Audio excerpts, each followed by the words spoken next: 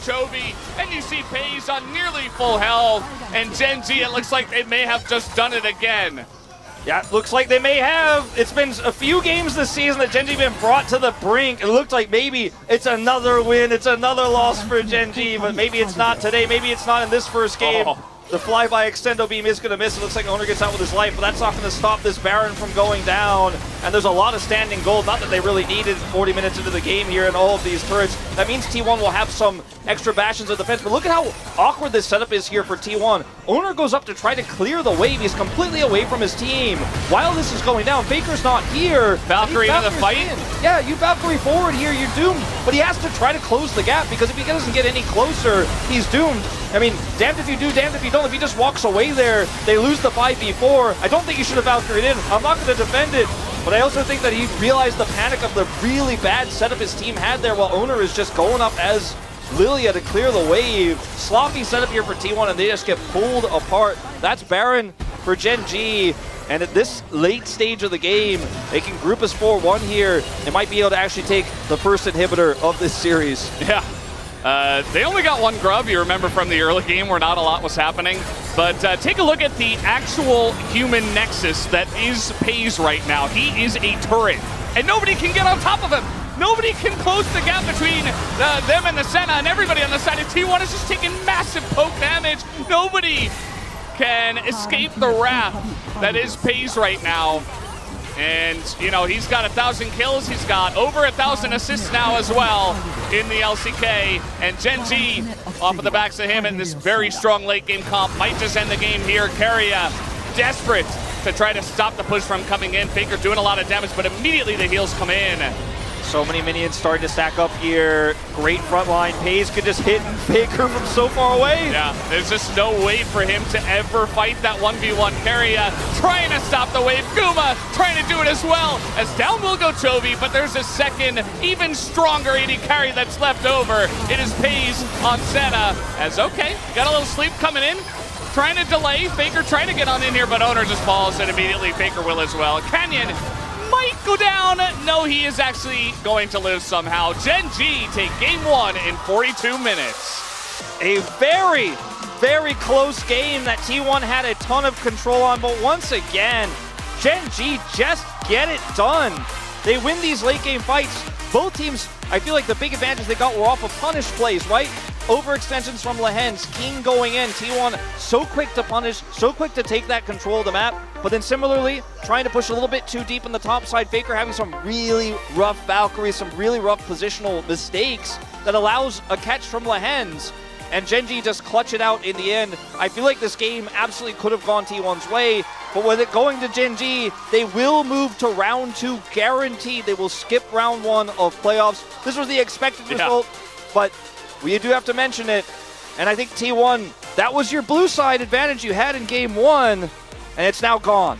Yeah, I mean, they'll probably choose it again for game 2 unless they really want to try to index into some big counter picks. But yeah, you see at the end of the day, Faker did do a lot of damage. He had a lot of gold in his pocket, but the effective damage of FaZe in the late game just outshone him big time. And the clean team fights from Gen G are what won them the game, I think. I think they really got to showcase in the late game what this comp was so good at. Fantastic draft from Gen G. They outlast T1. Now they're on match point. Just wait it out, they say, and we'll win in the late game. So that's game 1 going to Gen G. Not a big surprise when you look at the result, but a very back and forth game for this first one. We're going to take a break and have the space to break it all down afterwards. We'll be right back.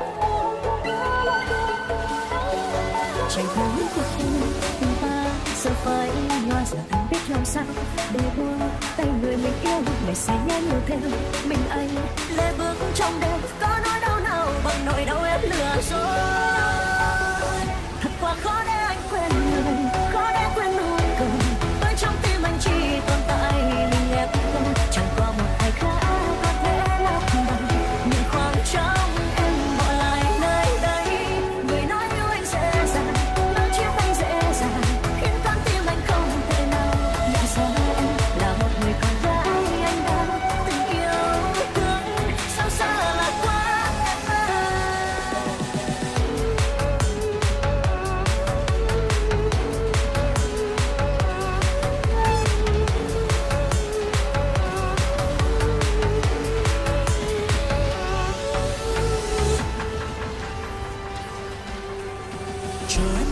phố đêm.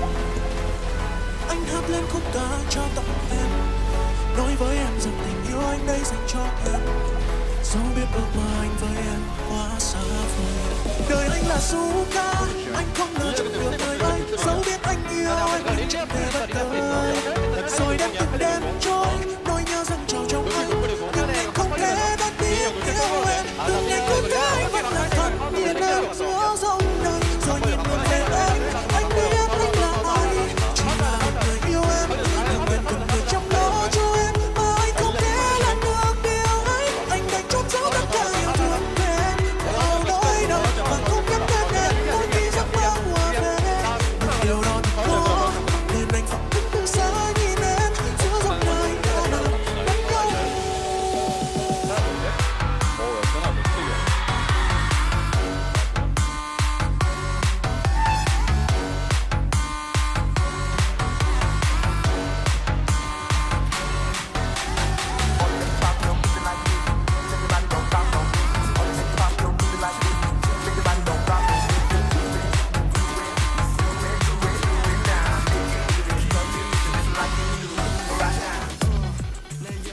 Đâu là nơi cô ấy đến mỗi khi thấy buồn.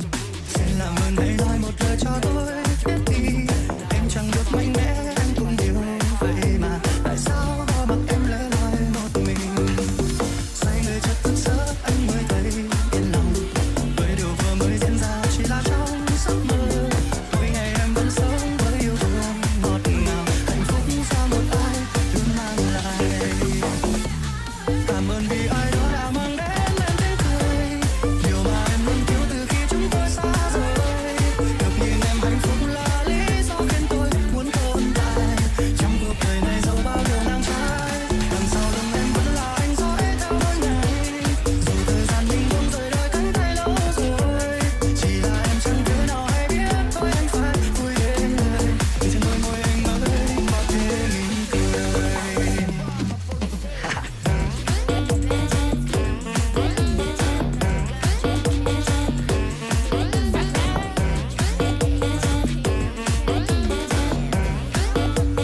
Cảm ơn vì ai đó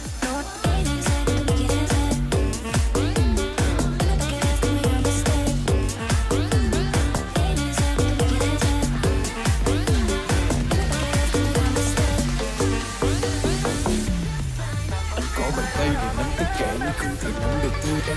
Anh có một thương là thứ duy nhất ở ngày cuối cùng. Anh đã từng có bầu trời trên bàn nhưng chẳng chỉ cần đám mây đen. Từng chặt quen quay mình ghé vị trí cuối cùng. Anh thấy không ổn nguyên nhân vì có thằng hai con sao. Điều thứ nhất là em mê mất chỉ còn đôi tóc cuối cùng trong bêu. Ngươi cũng chẳng giúp anh được chèn những phút làm đất đi ao sơ mi. Tất cả tài chính chung được anh cuối cùng tại vì em mê đi. cảm ơn vì ai đó đã mang đến em tiếng cười. Điều mà em luôn thiếu từ khi chúng tôi xa rời. Được nhìn em hạnh phúc là lý do khiến tôi muốn tồn tại. Trong cuộc đời này dẫu bao điều nắng trái, đằng sau lưng em vẫn là anh dõi theo mỗi ngày.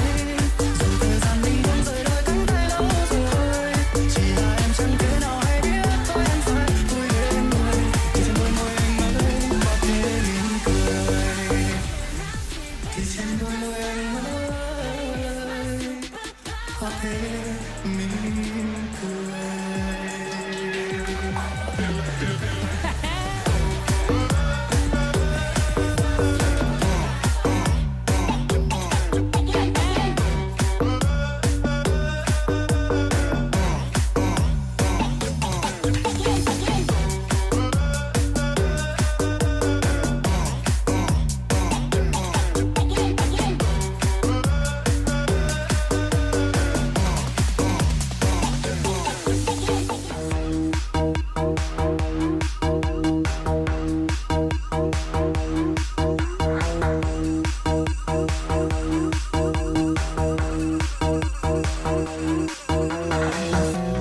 Phát xa đau rồi, đâu còn tay nắm lấy đi về chung kia.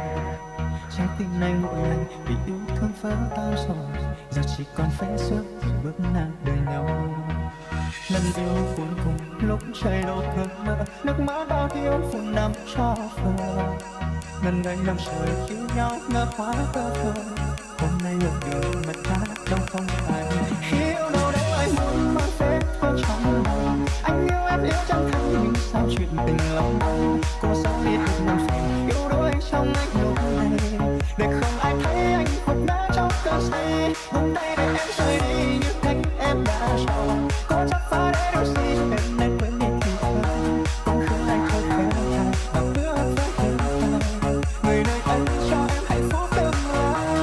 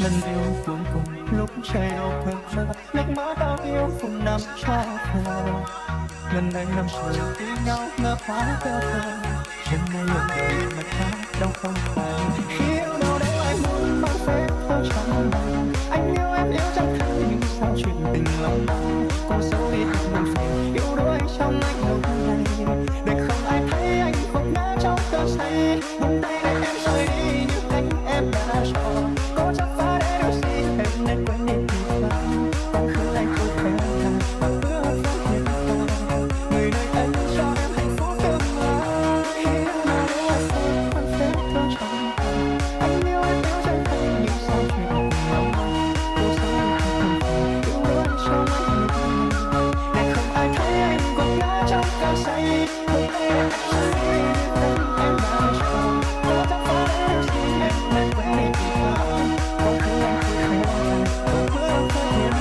hàng và bước với hiện tại người nơi anh cho em hạnh phúc tương lai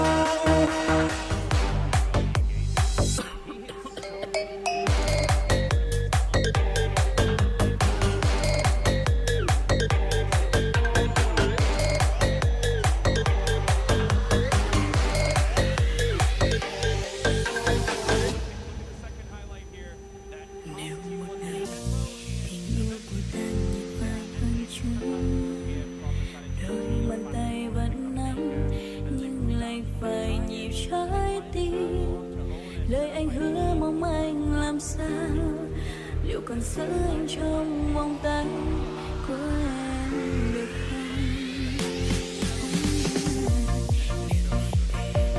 một mai giờ xa sẽ không lưu luyến chỉ cần ở hiện tại hai ta sẽ lắng nghe nhau nhiều hơn em sẽ cố giữ anh thật chặt dù phải vượt gió băng qua ngàn mây cũng phải cùng em vòng tay sánh đôi nắm chặt đôi bàn tay đừng rời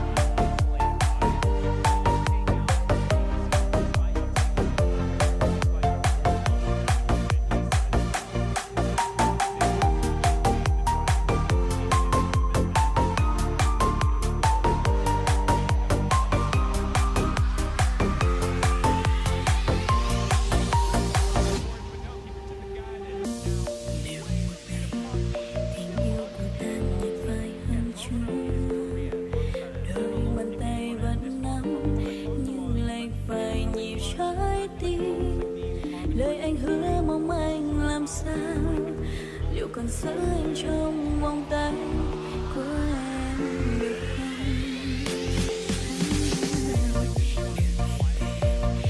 Mai rời xa sẽ không lưu luyến, chỉ cần ở hiện tại hai ta sẽ lắng nghe nhau nhiều hơn.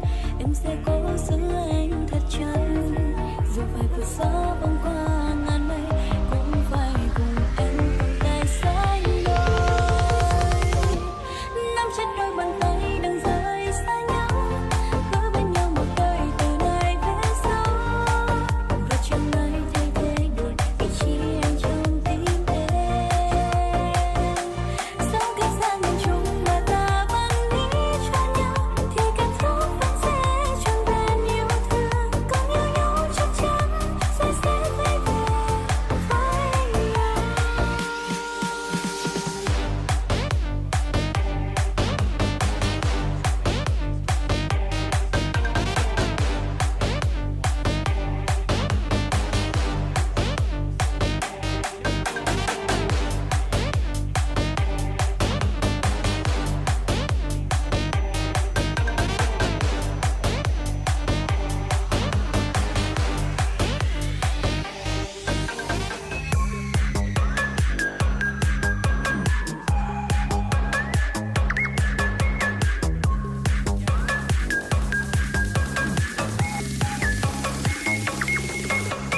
Không bao giờ tiếc nuối, chỉ biết thương em yêu em chẳng lo lòng sẽ đập lòng thay đổi. Mỗi sáng luôn mong sẽ thấy ai nở nụ cười, khi xa chút thôi đã buồn. Cần một vòng tay ấm áp luôn ở phía sau em thôi. Nào ai có biết được rằng cuộc đời không giống như mộng, càng đưa tay níu lấy thì ai đó sẽ vụt bay. Trước mắt đã mất em rồi, làm sao có thể giữ một người ta không còn muốn bước chung từ đây. Buông đôi tay nhau rồi không phải vì đã hết yêu, ai không đủ sức yêu giữ em khi em muốn rời xa anh. Hạnh phúc chẳng bao lâu mà nỗi đau lòng càng in sâu, bởi khi yêu kia lao vào chẳng biết ai kia có bên đâu. Nói rồi lý do nhiều cũng để tôi quên kết thôi, để sau lời nói chia tay ai có được gì tự do mới. Đã vỡ tan rồi thôi một người ngồi khóc bên đời, chẳng có yêu thương nào tuyệt vời mãi mãi.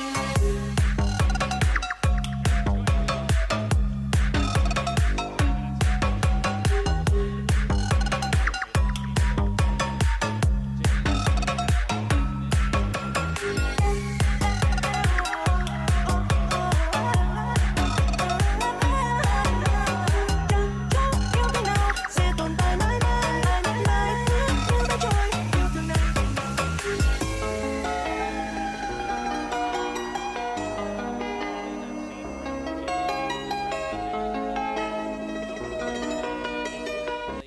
For example, the Draven mid, into the quirky that we've seen from Chovy in the past. They opted into going for Zeri instead.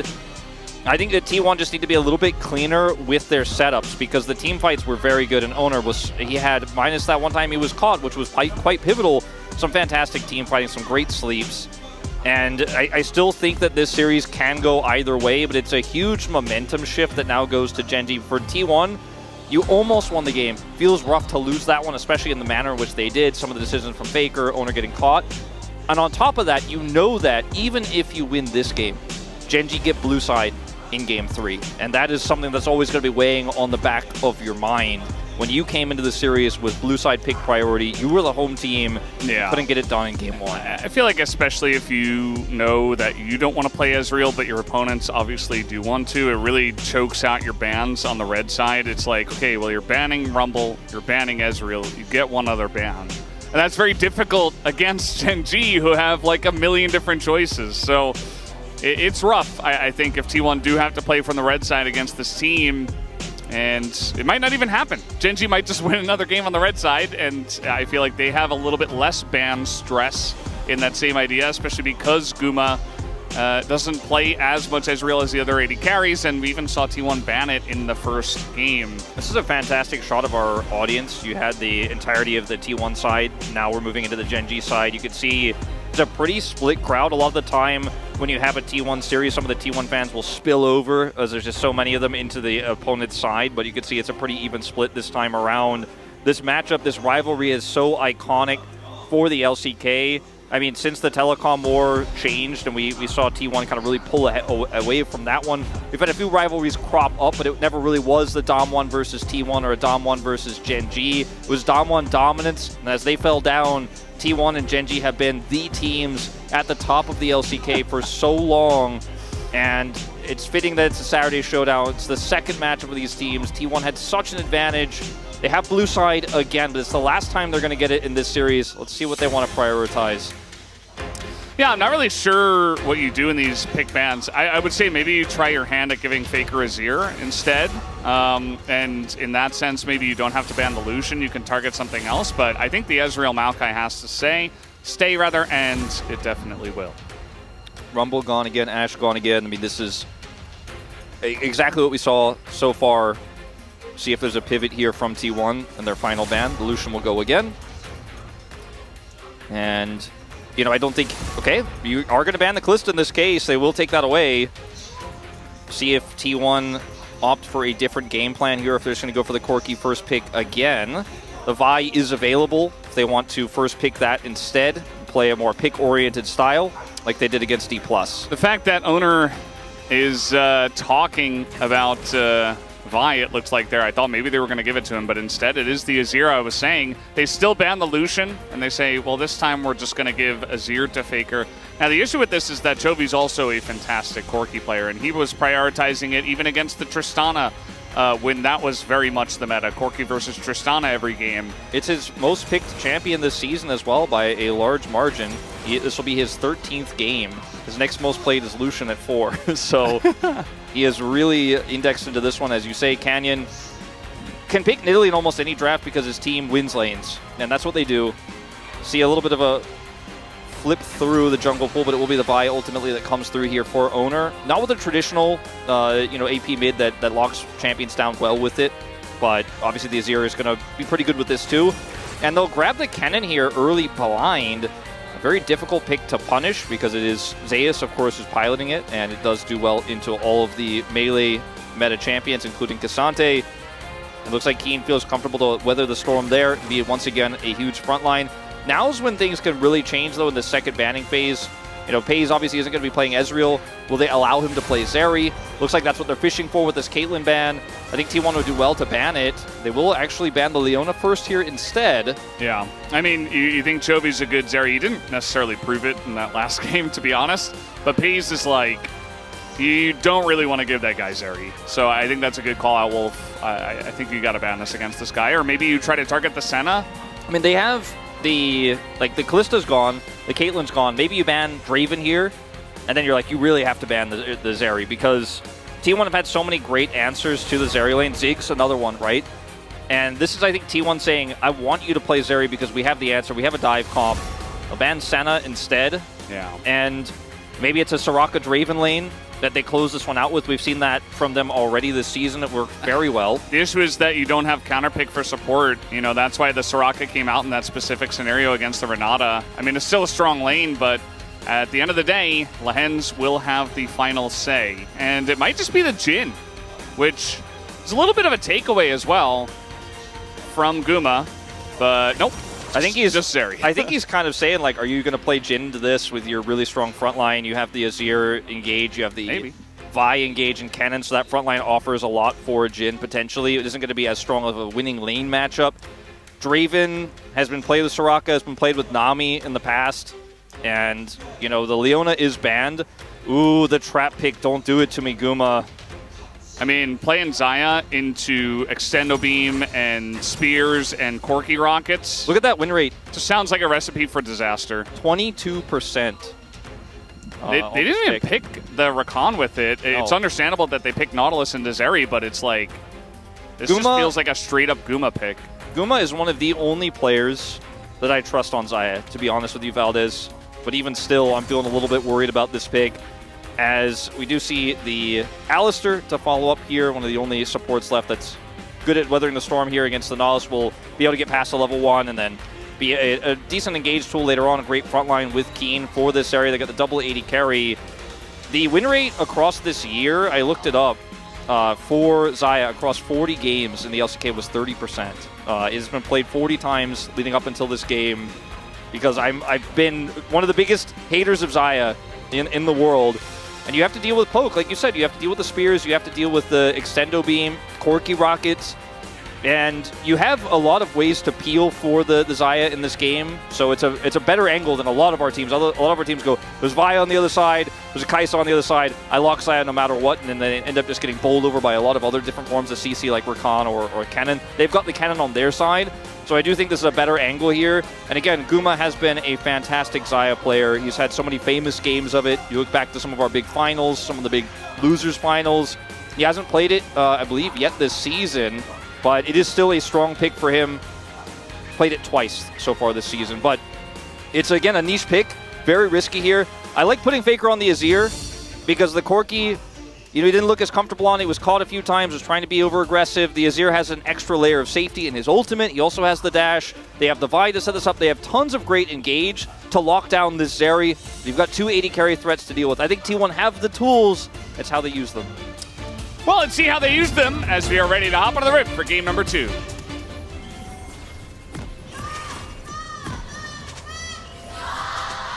수건사의 협곡에 오신 것을 환영합니다.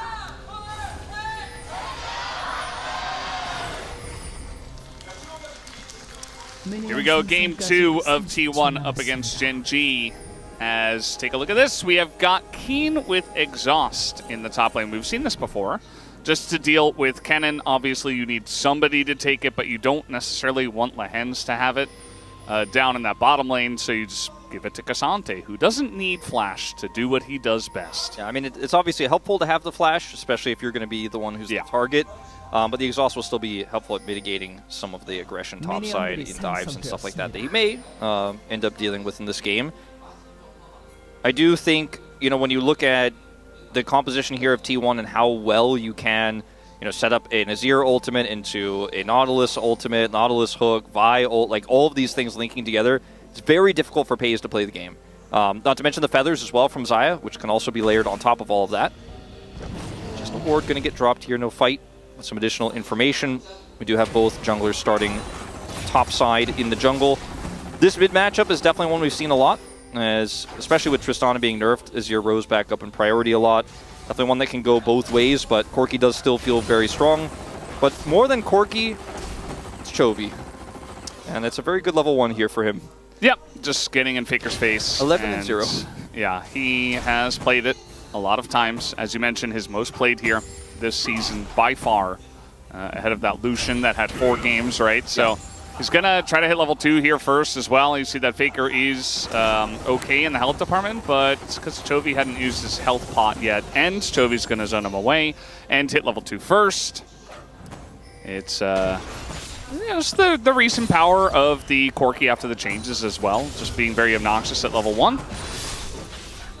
And eventually it will stabilize. So a very common start to this lane. The Corki kind of wraps around the river, goes along the wall, and if the Azir puts his sand soldiers up there, you can deny him farm, or if he doesn't, then you just go and push him with the Gatling gun. It's very frustrating to deal with. Faker's doing a good job, though, of spacing Chovy out now here, as they do both hit level 3, and is maintaining, at least for the moment, CS parity. Yeah, and Faker getting in there, doing some nice poke himself. And at the end of the day, we saw Azir Corki so many times because the handshake is it's very even in this day and age. As you mentioned before, definitely very much a Guma pick. He's 20-7 here on Xayah. We just don't necessarily like it too much in this meta, but it works well with the composition at least. Yeah, I think this is one of the better angles for it. It's I feel like a misnomer that Xayah is just good into dive because she can press R. But when there's a lot of different dive tools, you only get one R button. But in this game, you've got an Alistar, you've got a Cassante to deal with. And if the spacing is good from Guma, he may just have to ult a Cassante Q3 or something like that. But he can also follow up with his ultimate really well. It's not the awkward Xayah angle where it's a trap. Not necessarily in this case. It does feel much better. We have Canyon down here. Yeah, these two pushed up a decent amount. Maybe looking for Lehens on the engage first. That's one way to deal with the Xayah, is just get in there before she's level 6. But it does look like Canyon's just going to back away. and we don't have any action down there on the bottom side. I expect this to be kind of a low-action game. You know, both sides can easily farm up for the late game, and engaging onto Kennen, Azir, Xayah sounds like a really big pain. And even diving the Nautilus as well. It just feels like Gen.G's not going to have a lot of options for a really proactive early game, so just kind of farm it out, you know, see what you can get in the mid-game. I think Canyon's role in this game is going to be to just kind of fill the gaps in the lanes that need a little bit of assistance, coming down their bottom side to try to maybe put some pressure on while Guma and Carry are abusing the early Alistair level 1. That's part of why they had that big push. And, you know, he doesn't actually commit to anything there, but puts Vision down. Now he's top side. And Keen is getting pushed in a little bit. He's there to kind of cover that lane as well. Canyon's just going to be more of a defensive facilitator because he is Nidalee, doesn't really offer any form of CC or anything like that. So hard to actually kill, but can punish somebody who is pushed up to 4 or relieve that pressure. I think it's really Owner post 6 who's going to have a lot more power in this game. Faker shielding this. Yeah, at the end of the day, the Corki does win out. That was really cute, actually, that Canyon hit the plants to actually go into mid to clear out the ward, just to give that extra 1 CS to Chovy. You know, he needs all the CS he can get, and he's actually looking for a champion kill as well, as Faker nearly dies to a Frost First Bomb missile combo. Meanwhile, we got a little fight down here on the bottom side. Vi, Owner is nearby as the flash goes in. They're trying to punish Lehens, but the flash away from the feathers means that Lehens will get away, and it just ends up being a little bit of a ruckus, as Ox put it. Yeah. Okay, Zeus here, down level 6. Keen actually predicting the move to the left. Doesn't happen. Nope. Now Zeus has 6, so the opportunity looks like it's passed.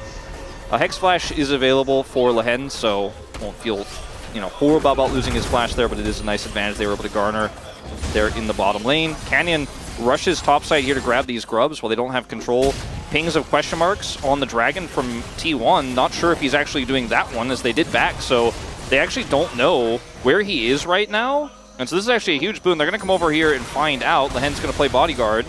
I think Lehens has to be very careful here, and as I say that, I think he might just die. He is extremely low, but they don't want to push into the Nidalee, but in goes Owner, and his first blood for Faker, as now trying to turn this one around is Gen.G, but they only have 2 people. They're trying to take down Keria. Tons of damage between these two, and in fact, Keria will be run down as he doesn't have flash anymore as well.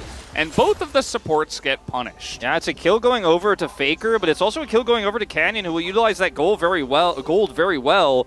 All the while on the bottom side, they didn't get Dragon, right? They came over, didn't get grubs, traded kills. Pays gets a free back while he had this wave pushed, and Guma wants the wave a little bit closer to the turret here, but Canyon is just going to go rush bottom side here, and with this Nidalee pick, look to maybe set up for double objective here.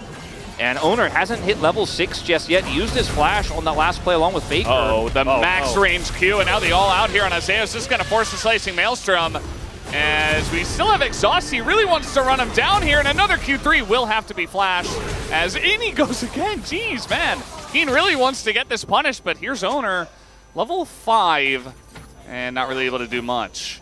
Getting the flash and the ult away from Zeus, not too insignificant, but Keen would have wanted a little bit more there. Just going to allow Owner to go over and take these Krugs away.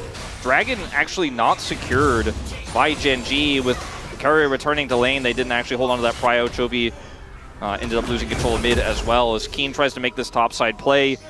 Finds himself empty there as Owner hits level 6 now off of the Krugs. This is a scary moment here when Vi hits 6.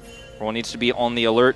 Chovy does have a significant CS advantage despite Faker pushing that wave in. He actually is pulling up to almost 20 CS advantage, and the wave's in a horrible spot here for Faker. I thought that actually Keen would pull the wave towards his turret because he had a big health advantage, and also both top laners don't have TP, so I feel like he really could have punished Zeus more, but instead he wants to get the fast back. And it's actually because they want to go for a bit of a lane swap right now. Yeah, I think that's a very good read here from Gen.G. Chovy is really just making Faker frustrated. Faker wants to trade here, maybe look for an ult all in, but Valkyrie, it's a powerful tool. Zeus, remember, doesn't have his ult back, doesn't have flash here, should be fine. Canyon was seen by a ward. Man, this game feels like it's on the knife's edge. I mean, look at the gold, so even. Really, the gold that Chovy has that keeps Gen.G in a good position here, but they weren't able to get the Dragon. Obviously, that kill going over to Canyon as well. That's where his lead is. Yeah, And both of these AD carries about to start picking up some turret plates here. We'll see how this does go as Keen on the Cassante, no exhaust anymore. There's 3 people down, but Canyon has made his way down here as well, trying to stop the dive, and this is very dangerous against a Cassante. And look at Keen just getting away from the Q, and Carry is just left for dead. He's just gone. There's nothing that Guma and Owner can do about it, just a failed dive from T1. Yeah, and look at the top lane. FaZe is getting pressure on those plates. There's no answer here. Zeus rotating down is completely gone, so FaZe gets free plates here on the top side. T1 fail a dive and give a second kill to Canyon. And even with the lane swap protection, FaZe is going to get a lot done here in this top lane. And if that's all he gets, still a huge win. And you see Keen has also caught up in terms of CS. He was significantly behind against the Kennen moments ago. Now it's pretty even. T1 not able to get enough control of the bottom lane to start this breakup. If that dive works, maybe they rotate Faker in. They can actually take that dragon, but instead we're 10 minutes in, no Drake take. Bit of a disaster in the bottom lane for that play. Still a relatively even game, but Gen G, for the moment, feeling very happy with their Fed in Italy. Absolutely. This time around, it feels different. You know, we had a very even game in game 1 up until like 20 minutes, it felt like, and then eventually T1 started to gain a lead. But this time, Gen G are getting us started much earlier with some very nice map plays just to move around and get as much gold onto FaZe as possible, honestly. They're like, okay, we want to get him the plates. We're going to send Canyon down bot so that Keen is safe. And it just gets your gold in the right places. Meanwhile, trying to get a little bit extra as Faker in a rough spot, but he will be able to just dash away as he is Azir. That's more plates for FaZe, you know, +1. Going to be +2, at least, maybe even 3 here with Canyon helping out. And yeah, he's like, give me some of that. And Faker is behind so much in farm. Now not farming here, he's going to teleport mid. Chovy will have teleport advantage, can continue to put the pressure on. So they're losing out in mid, they're losing out in bottom. And Keen has stemmed the bleeding in the top lane. It's just such a huge lead here now for Gen G in terms of map control as well, and what it means in terms of denial here. Guma will be able to get some of the CS here. Looks like the last 4 will go to him. He actually still has a CS lead, but the plate gold going over feels so nice for FaZe. 4 in total for him across both lanes. Yeah, not to mention that, you know, T1 did get the second set of grubs, but it was a Hex Tech Drake and the first set of grubs that went the way of Gen G, so they're really controlling a lot here. I think it's very scary that Canyon is so far ahead as well with 2 kills. Look at Chovy. Faker TPs to mid. Chovy trades with him, forces him to back. He grabs Nasher's Tooth, but Chovy's going to get another plate as well in mid lane as the Azir is gone. There. Yeah. Yeah. So he's getting nothing out of that one. Chovy is the winner of this one. Hasn't backed for a while. Just still sitting on his tier to a Nasher's Tooth, but you look at the amount of gold he's picked up in minions alone. I mean, it's like that old Rise CS hack meme. He had like 470 CS. He was almost Flame Rising, if not Flame Rising, last game as well. Yeah. On the Zeri. Crazy stuff as FaZe left alone for a moment here. Difficult to punish, though. He has Barrier Flash and, of course, his ultimate, and he'll clear this wave quickly enough. Actually going to get a hook there, but doesn't quite matter. As you mentioned, Zeri, pretty annoying to deal with and pretty difficult to dive, especially when she has that wave clear. As it does look like, you know, Zeus is still going to be able to put on some pressure up in that top lane, at least. And so T1 have that lane going well for them, but everything else not so great as Gen G are really punishing them, trying to get in here, but now it's actually Canyon who's going to get Fender's dragged back, and now Pace is in a lot of trouble. Barrier not going to help him out as T1 call the bluff on the bottom side and come up big. Finally, T1 are able to make this bottom side play work. They get Canyon first, then turn on to Pace, who's jungle-less. And Lehen's not able to help out there. Canyon not going to be able to offer any defensive CC. Very squishy, even though he's got 2 kills. And a Leandri's, that's not going to help you out when a Vi gets on top of you. So great read here from T1. The Vizaya pick working out in terms of layering CC. Lots of damage here. So Lehen's, unfortunately, is just going to be catching what little of this he can. We'll stop a back, perhaps. And small consolation here. But, man, a big swing back here by T1. They actually take the gold lead. As you can see how this all shakes up, Lehen's Hex flashes the wall and goes in onto Keria, which leaves, I mean, it's not a great target, to be honest, and Canyon just follows up into the CC. Very bizarre choice, and then Pace is just left out to dry. Lehen's can do nothing to assist. He used his combo just moments before. Trying to make a play up here on the top side. That spear looks like it missed, but it might not matter. Zeus is extremely low, does flash the wall. Remember, Keen doesn't have his flash, but he's Cassante just goes through the wall and takes him down. How do you like this mobility creep? I don't need flash. She said it, fellas. He doesn't need flash. He doesn't want that. Sante is it's an enigma. He does whatever he wants. Meanwhile, though, T1 are getting this bottom turret, so there is that. Yeah, Chovy's been taking all the farm in mid. Paze has been trying to get farm in bottom. I think we might have to have a little switcheroo on that as this turret goes down. Will be the first turret going to T1, so maintaining their gold lead. Keen will, of course, eventually be able to trade that back here in the top side. Zeus has teleport, but it's a risky call to go for it here with potentially Canyon being nearby, and he is, in fact, nearby. So a little bit of farm denied. It's a very close game, but I think a big factor here is that the Azir picked up a kill, so even though he's down 30 CS, that's somewhat mitigated. The Xayah is very ahead, and Paze has been kind of forced out of the game, and it feels like it's been a while since we've seen Paze actually kind of get forced out on his Zeri to where he ends up falling behind, isn't going to have the same agency. Kane using the exhaust here, the Q3 puts him into the long wall range, perfectly Cassante there. I mean, we joke about Cassante, but it was very well played there by Keen. The angle he takes with the Q3, pushing him into the long wall there. Great understanding of the champ. Yeah, he's just really good at utilizing the very overpowered kits. That is Cassante. We have a lot of top laners who are good at that, but I feel like he might be the best one. He definitely is. He's had some really flashy moments on the pick as well. You remember like the 1v4 play from him. That's the one that always stands out in my mind. And, you know, he picked it in game 1. Looked great on it. Well, maybe in the not, end of the maybe not great, yeah. Didn't get a vote in the POG. Lehens does have Unbreakable Will, but he doesn't want to use it. He's going to really try to save it until the very end, and he's just going to die instead. Well, I mean, okay, it's a long cooldown. Yeah, not as long as Flash. Yeah, I don't know about that one. Trading flashes with Faker, calculated? I mean, look, there's not much saving that one, unfortunately, for Lehens, but he has Hex Flash. They're going to get a turret, it looks like, the inner here in trade for this. It's Chemtech Soul, so, you know, I mean, losing a dragon doesn't feel too bad. Yeah. There are a decent amount of shields in this game, but they're small shields. I feel like the percentage game is not going to help out too much. The tenacity will feel pretty good for T1's comp, I would say. You got some healing for the Nidalee? Yeah. Okay. Yeah, well, we're trying to get an engage going on. Owner here is in a bit of trouble, and this Alistar's getting some huge dividends. Lehens actually saving that Unbreakable Will. Doesn't actually do anything. Meanwhile, Keen is in the base. He is in T1's base, and he does not care. And he's going to fight under the turret. Look at this.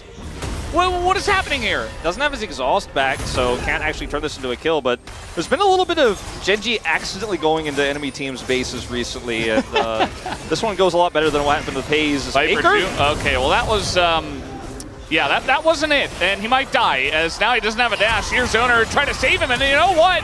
Maybe we'll be able to, as now it's just Owner going to give his life for him. Nearly takes out Canyon, one hit.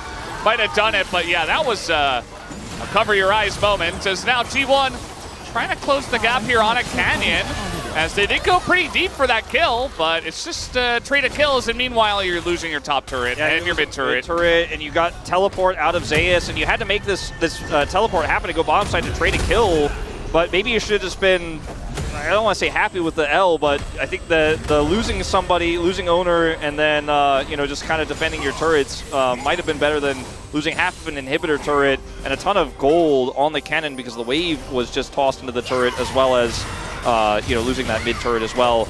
Now, Lehens, you know, this moment, he really didn't want to use his ult. We've been through this. We went over it. Faker, the good punish, does have to flash to follow. And that means he doesn't have flash here, which ends up being significant. And all calculated. Yeah, they're aware of it. So Faker trying to shield the spear, and then he tried to dodge it, but he was late. Yeah, I don't. And it just looked very silly. It looked silly. Unfortunately, Owner will have to die for this. They commit the teleport of the cannon down, but look at where it goes. It's up to the top part, so it takes him a little bit longer to come down here and chase. Doesn't have ult, so Chovy is trying to walk it off here. Canyon will end up getting stunned and killed, but Chovy has Valkyrie. It's a trade, though, of half of the inhibitor turret's health and that mid turret going down as well. So a lot of gold going over to Gen.G in exchange. You can see they've moved it up to 1,000 gold to lead here. I mean, Paze still behind, but if he can weather the storm here, he still will be Zeri. the later parts of this game. This big Cassante is going to be a great frontline for the double AD carry, and Corki is not behind. Yeah, and that's the thing about Gen G as well, is that you never know who's going to carry the game. Like, oftentimes recently it's been Pays, right? He's playing Ezreal, it's AD carries that are OP, he's a fantastic Zeri player, etc. But in this game, it might just be a little bit of Cassante, Keen, and, Keen Sante, and Chovy Corki. Chorky in the mid lane, and a little bit of everybody else sprinkled in there. I mean, right now they're doing a lot of damage to turrets, as we saw that graphic earlier, and then Chovy gets the bottom turret. He's now hit his 2-item spike off of that play. I mean, T1 unfortunately is getting run around the map completely here. So even though they get that trade back kill, and the Xayah has IE sitting on 2 items, Pays also has 2 items, not as strong, arguably, at this point, but the static shiv is buffed and much stronger than it used to be. And with the Immortal Shield Bow, a little bit of extra added safety, this is still a big spike for Gen G as well. And there's not a lot of safety here on the map for T1 to run back to. For example, both turrets being gone here in the top lane means that if we tussle for Baron, T1 try to do their classic Baron and turn, and it doesn't work out and they need to run away. There's no safety there. It might get punished. It might get run down. Very scary. There's not much left to take on the map, so Gen G is just going to drop this Rift Herald to the top lane, and maybe he'll charge on an inhibitor later. It's like so far away. Like, T1, calculate when you need to respond to this. It's going to take a while. Faker's just going to stand there. I mean, Owner is nearby as well, just to keep Faker safe in case he tries to dodge any other Nidalee spears. Nidalee, as we know, is nowhere near. And it just feels like T1 are just hibernating for the winter. You know, they're just waiting until the flowers start to come out again, and especially because it is a Chemtech Soul. Gen G might just take all 3, and T1 might just be like, okay, well, let's fight you on the Elder.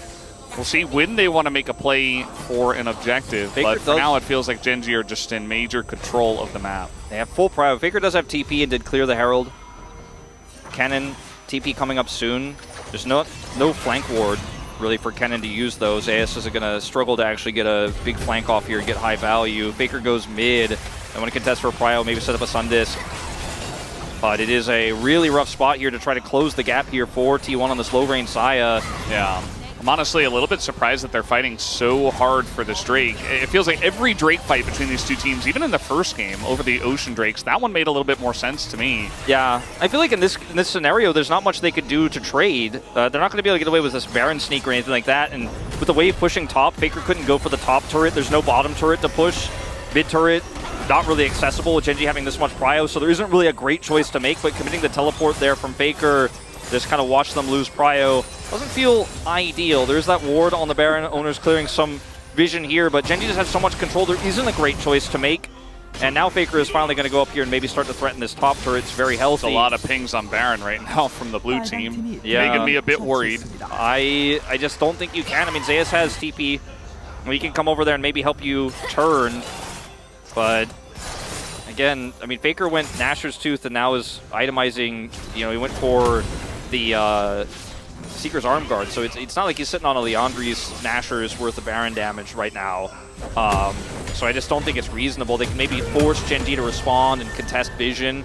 And that's what they can do. But again, no other real objective for T1 to push right now. They're just kind of sitting back and farming, as you said. And luckily for them, it's Chemtech Soul. If this was, Hextech Soul or Infernal Soul, it's feeling a lot more pressure to actually act and show up for those team fights. Yeah, and all the while, their Xayah's getting fed, their Azir's getting fed, and they've got a lot of answers for the carries on the side of Gen G. They have not only Vi, but also Nautilus, so if eventually, the one issue I think is Cassante, right? They can deal with Nidalee, they can deal with Corki, they can deal with Zeri.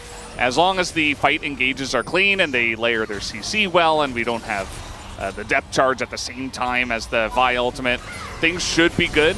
But again, they have to have some clean team fights and they should be able to deal with some of those squishy carries. Faker going for Void Staff here, after the Arm Guard for some extra magic pen into, 3 Merc Treads. The Cassante, who has a Rookern, I think is a pretty good tech, but it will be at the cost of some of that burn damage it could have otherwise had, and some of the safety that going straight to Zonia's would have offered him. But when he has the Arm Guard, kind of a nice in-between here. Faker's Azir itemization, I feel like, has been so good this season, and he's been able to get a lot of value out of Stasis. But with this game state, it's going to be really tricky. You might just need it so desperately to actually set up for, you know, a game-changing play, because as is right now, you are stemming the bleeding, you are weathering the storm, you are scaling, but Gen G are just not giving you back any map control. They're also scaling, you know? Yeah. Hayes is on 2.5 items, looking for his third relatively soon. Your Xayah advantage that you had before, it's still there, but it means less the longer the game goes on. We've talked about it many times before, but Gen G are just so good at taking all the gold on the map and finding a way to get it all into their pockets in their advantage. From behind, from ahead, you know, they know how to push advantages, cut out vision, steal jungle camps, deny waves, stuff like that, and just get small gold leads. And even from behind, just finding a way to keep up and not fall too far behind has always been their thing. I mean, I feel like that's why they're so consistent as well. They're so good at tracking where T1 are and where they can push their turret advantages. That's why it's 4-1 right now. The minds of Lehens and Canyon, and you've got such good reads on the map. All right, T1 now going to try to contest for some of this vision here, but feels very risky. Remember, Zayas doesn't have a teleport ward he can go to here to fight, so T1 are just going to get corralled out of their jungle now. Again, really grasping at straws. Without any map control, it's tough for Faker to even push that topside turret, and I think against a weaker team, he hard forces that, and then they collapse onto whoever tries to come to punish. That's kind of the T1 MO, but Faker's not even going to chance it here in this one. You know, against a 2-item Corki on his spike, tough for him to actually win that matchup hard enough, and then he can collapse very quickly. Keen does have his TP. Trying to get something done here, down a level. He's just sitting on, unfortunately, kind of like 1 2/2 of an item, but not actually really that second item he needs. Yeah, he's desperately trying to hit that Void Staff, and looks like maybe he'll pick it up here. And we very much slowly dipped into the lull state, both of the teams, as we mentioned before, just kind of hanging out. They say, okay, we got Chemtech Drakes coming up, but we're not going to set up huge fights over those. Even T1 committing a TP to the last Chemtech fight, and then they just said, never mind, and now Faker's got TP back. So it didn't actually mean anything in the grand scheme of this game, as we're just kind of hanging out and farming. The real question now becomes, like, which team wins the team fight later? When the gold is, it's still in Gen G's advantage, but it's only 2.3k. You know, the Xayah is on 3 items too. Runins is now finished for Pays. And I think that for T1, if you can get a pick and you layer that CC, that's how you win the team fight, and the Xayah can clean up. All you need is 1 kill. It doesn't matter who it is. Even if you kill Lehens, it gets a lot easier. For Gen G, it's just weathering that engage, and then Pays and Chovy clean up, right? And Canyon obviously can heal. They have a lot of sustain. And T1 has to strike first. You know, it's really difficult for them to actually go into a team fight where somebody gets caught and then turn it after they lose someone, because their team comp is reliant on all the pieces working together. And once again, they're just going to put 2 solo laners in the same lane to get a turret. Like, Gen G's does this. They're like, no, it's solo lane, it's a duo lane. We actually get the turret. The double TP to Baron, calling your bluff. Yeah. And this is what it will force, but Gen Z are okay with that because they push their lead even farther, and they say, okay, we won't have TP, but we don't necessarily need it. And now it's actually Owner who's kind of getting corralled out of this one, as, of course, Zave's held on to his TP. So T1 have teleport advantage, but what does it get you, you know, from behind? That's really what T1 need to figure out right now. Yeah, and Gen G are saying, you want Chemtech bottom, we're all top, we double TP, you have no vision here. Kennen can't teleport anywhere topside here. Keen is holding the door here, misses the engage there, Carria, and Gen G looking to turn. Yeah, they want to fight, and here we go, level 16, Cassante. That's a huge amount of damage from the Xayah and Kennen, as Exhaust going to be used. Carria trying to punish, not going to catch him. And so Keen kind of finding out the amount of damage that T1 does have when they engage, but now Lehens gets in there, and Owner in a bit of a rough spot as in goes Faker. He is going to get the drop on a Pays as they throw everything into the Zeri. That is a huge catch, but now Faker will go down, and Lehens is kiting this one out, and he will be able to headbutt to potentially survive as well. Look at the health bars here on Zeus and Carrier. They are so low, and they're getting poked out, and there's not much they can do except run from here. Yeah, Zeus, no flash here, really tough to make anything happen. Gumayusi really the main character here. If T1 were ever to get something done here, might even try to look for a backstop. He's going to blast cone in. Okay, he's going in. Didn't think that Cassante was nearby, and, well, he found out that he was, and now he's dead.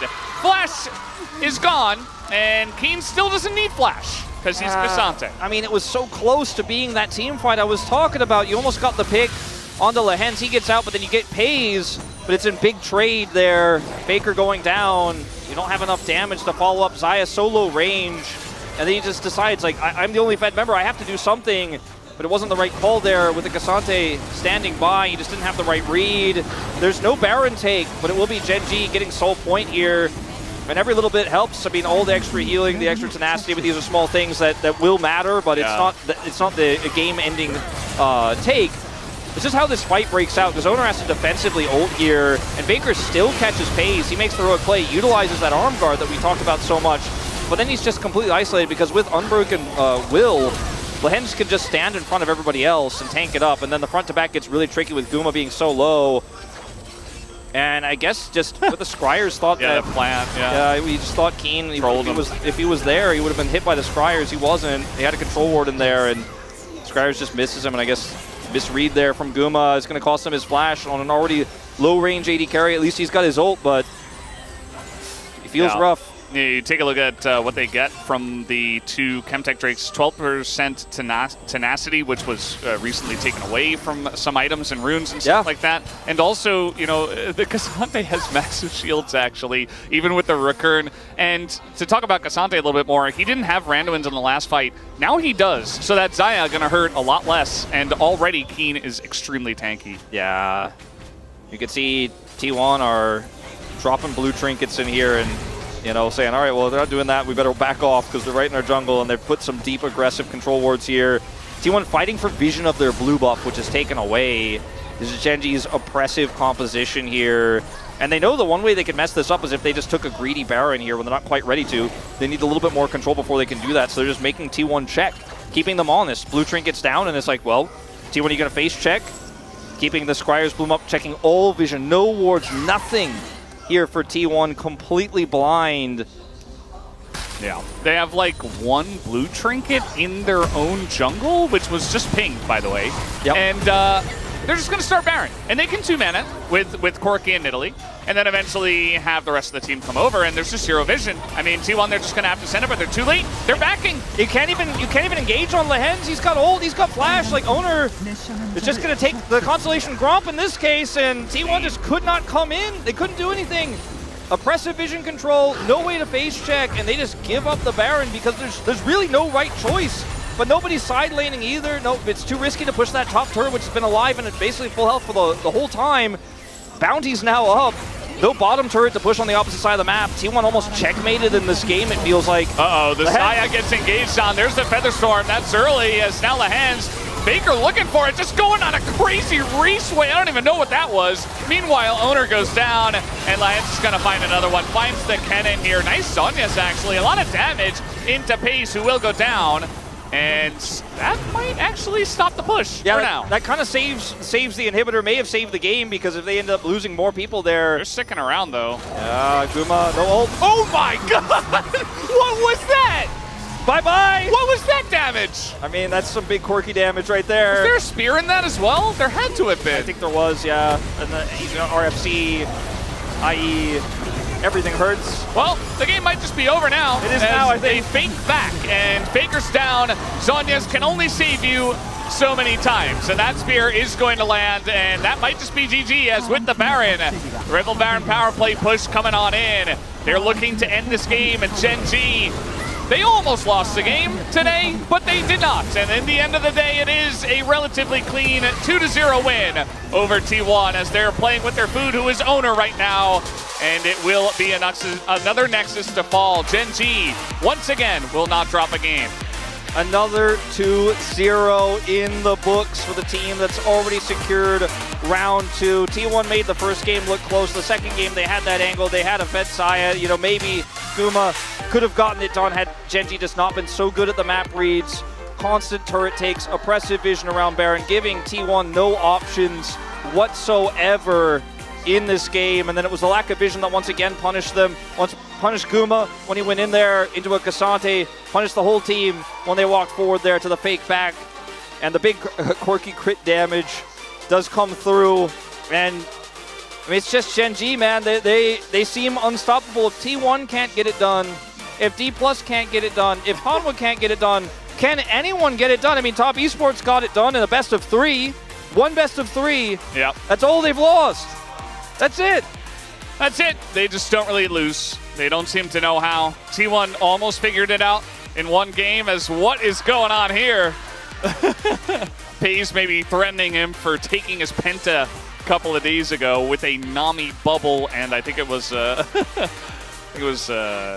Comet or something, or Airy. Either way. That's the kind of boring game that I feel like Gen G was known for back in like 2021 when they were fairly dominant at that time. Obviously not as dominant as T1 at their best and Damwon Kia. But, you know, it's just play the map, put up control wards, and say, walk towards us, map die. Plays. Yeah, it's walk towards us and die, or don't, we get the Baron and then you die. It's just straight up a chess game. And every time, you know, Owner tried to make a play, every time they tried to set up a dive, sure, they got a few kills, but it was just losing map pieces, the towers every single time. I mean, there was some great proactive plays here from T1, don't get me wrong. There were also some big errors as well, and some overextensions. Faker had a better start this game around, but certainly made some aggressive choices. Got Pays the one time, did not get him the second time there on the bottom fight. Unfortunately, Pays was able to skate his way out of that one. Yeah, this was the moment where we were like, hey, maybe T1 gets an early lead again, and this could get interesting once again because, you know, the Owner's Vi, once again, Owner, very consistent, feels like he's always there. It does get caught a little bit here, but they're able to turn it, but the issue is that all of their CC is used on an Alistar, and then Faker has to go in alone, and yes, they catch Pays, as you mentioned before, but then Faker dies, and it ends up just not being a good play because you ran out of all of your CC, you overcommitted onto an Alistar, and you didn't get anything. Yeah, this unfortunate moment here for Guma. I mean, he had the Scryers, he had the Scuttle, you know. I think from his perspective, like, he had enough information to judge the play. Faker unable to actually catch Pays this time, as you see, might have actually been a little bit more useful in this particular case, but I mean, game state, Lahen's just booping the cannon, and it's a nice Zhonya's, as you mentioned, but they're just so far behind. And then the fake back. All right, let's see. There's a ward here. It's just on the corner, though. That was such a great trap. It doesn't even look like there's a spear in there. Yeah, I don't think so, because Canyon just throws one right afterwards. Yeah. I think it's just quirky damage, man, with the resistance shred and some big crits coming through. Yeah. I mean, it is. I mean, look at it here. It's like very fed Corki at this point in the game. He's got IEs on 4 items. Yeah.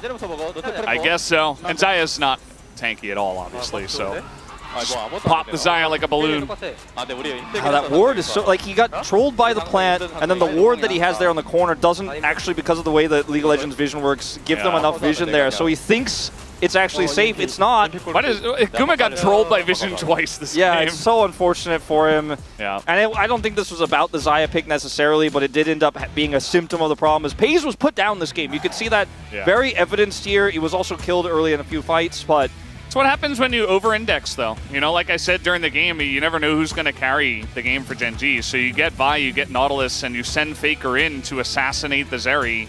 And yeah, you got him. And Pays didn't really play the game, but it just didn't matter because then Chovy carried and King carried. I thought it was a valiant attempt from T1. I mean, no one is really beating Gen G right now. Only D+ got that very dominant win. We've seen a few other teams get close. T1 got close in game 1. I don't think if you're a T1 fan, you should take this too hard. There's still a lot of time. You're still ramping up. Game 1 was a good one. So, you know, it's another T1, or rather another Gen G win. Gen G just keep winning, and they will continue their streak against T1 and here also in the LCK. We are done here for the cast of the first series, end of Saturday Showdown. We're going to hand it over to the space to break this one down.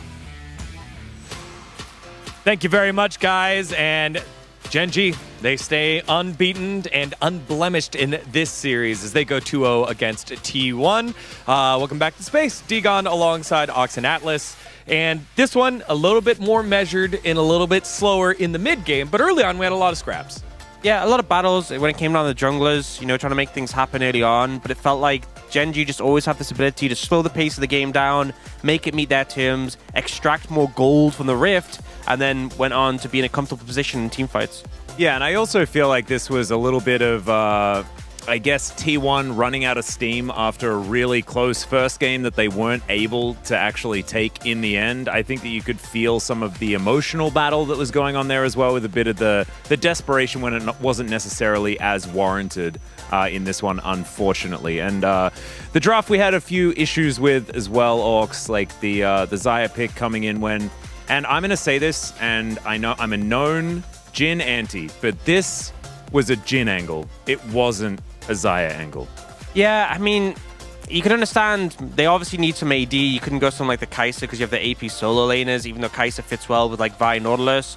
But it feels like, you know, Xayah's best off when she's cutting backwards in fights, and really you need to be aggressing on the enemy team. You need to be challenging the Corki, the Nidalee, or they're just going to poke you out. You need to be get on top of the Zeri. I do like that they went the Vi Nautilus and the Zeri. Paze couldn't play the game, but fortunately, Paze has teammates, and they're very good at the game. Yeah. Well, let's take a look at some of the highlights here. Again, happening a little bit later in this one, as it was a scrap here in the mid lane. T1 taking initiative, but they don't come out on top. Yeah, and Keen initially trying to make something happen here gets honestly shredded very quickly on the back of this. So T1 say, yeah, we can make something happen. Kerry unfortunately doesn't catch Chovy off guard. And then I actually think Lehens gets a ton of value here. CC's the Vi, so Owner ults the Alistar to get out. We see Faker go for this great play onto Paze. They shut him down immediately, but that's one kill, right? There's still a lot of Gen G up. Faker trades his life for that. And then we actually see Lehens forces Guma's ult just by being on top of him. He can then disengage. And considering how good the play from Faker was, really for it to be a 1-for-1 and you to be down on health, it does not feel good. Yeah, and Lehens actually just kind of being a maestro of the battlefield in this particular play was very, very impressive. But having a Vi get that sort of angle, this was heartbreaking for Gumayusi, unfortunately. Keen just hadn't backed yet, and there was no vision in the banana brush. We say it all the time, banana brush vision is very important. So P, and I feel like as well, in situations like that, playing the Xayah when you don't have your ultimate, you see how he's trying to force on the Nidalee, but you set up your feathers and Nidalee just jumps out. So even if Keen hadn't been there, I think the chance of actually killing Canyon was very low. So it ends up being a pretty risky play that does backfire. Yeah, I know. Again, just we've seen T1 be able to make those types of plays, whoever it is, across the board, make those clutch plays. In that case, really, really smart there by Keen to hug that banana brush. And then we take a look at the final fight here. After taking control of the game, Gen G then in the mid lane, tighten the screws. A little bit of happy gaming there by Lehens, but it all worked out. Yeah, this was like kind of crazy on a lot of angles, like Faker with the special delivery of the ultimate that hits the air, and then this was a phenomenal all-out. I think that Keen played the fight very, very well, but then headbutting a cannon with ult up into your team is... Slow him up, guys. Not great. Whoops. Yeah, some questionable decisions here from multiple people on both sides, but I think the thing that was really consistent was just Chovy on the Corki. And here...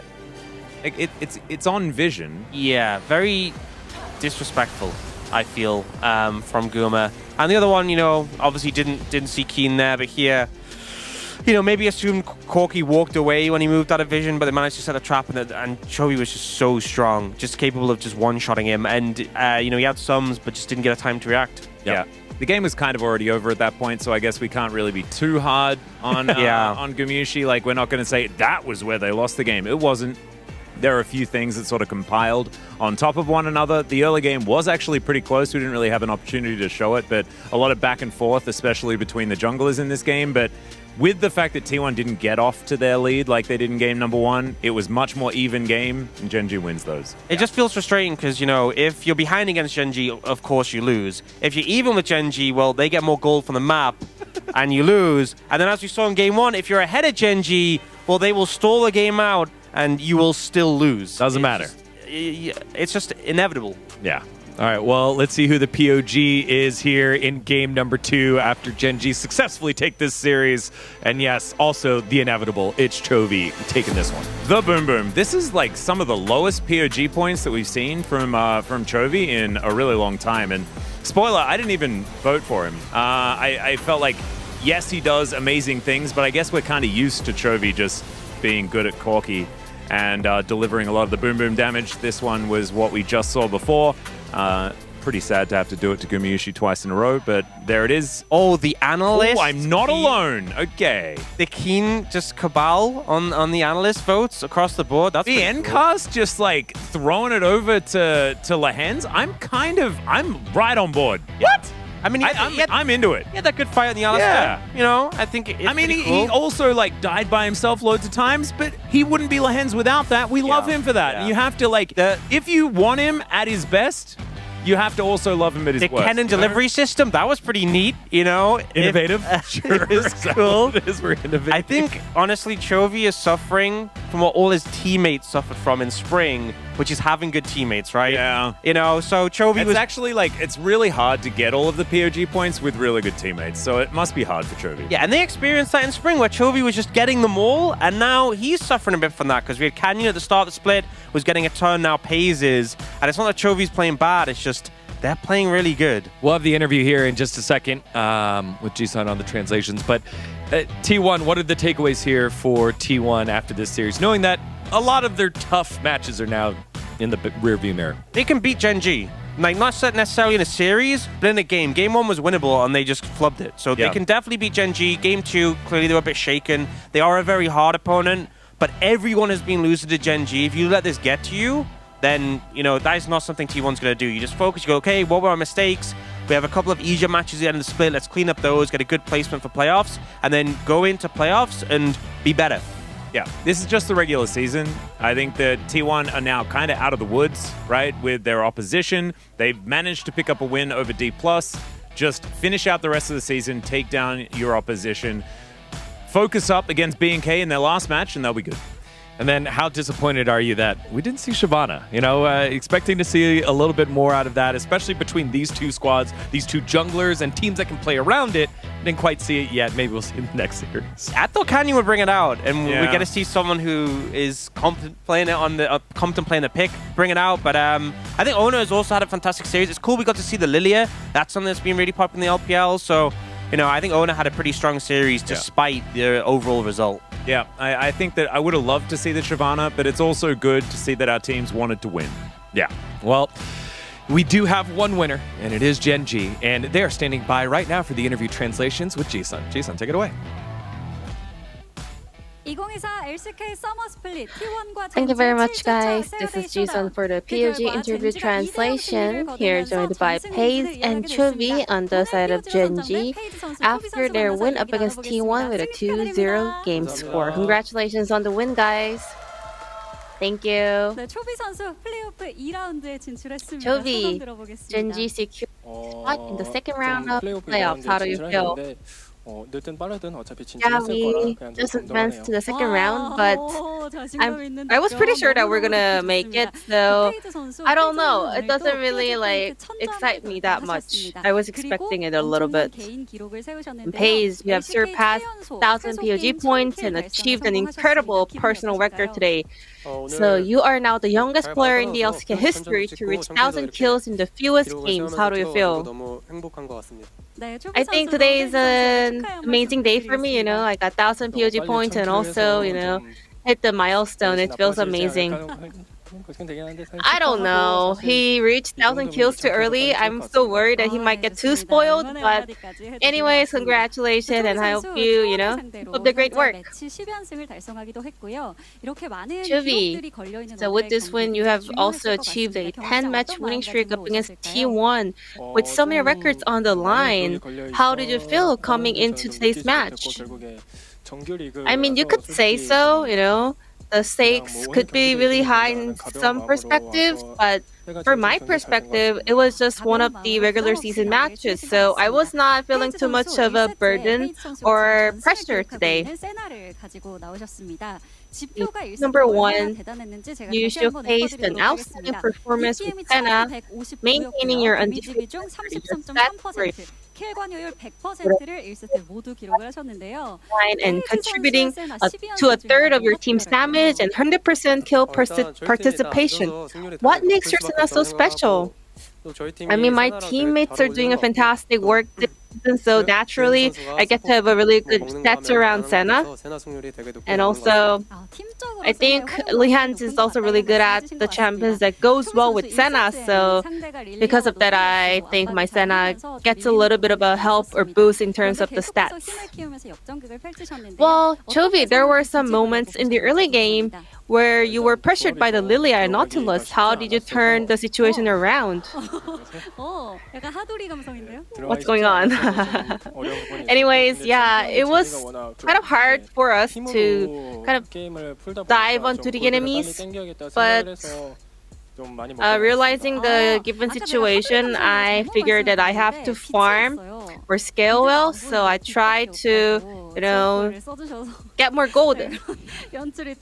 Oh, so it wasn't intended video filter because the fan sign says, "First Chovy, I only see the light." So we kind of enhanced the brightness to kind of give it a look of a light, you know.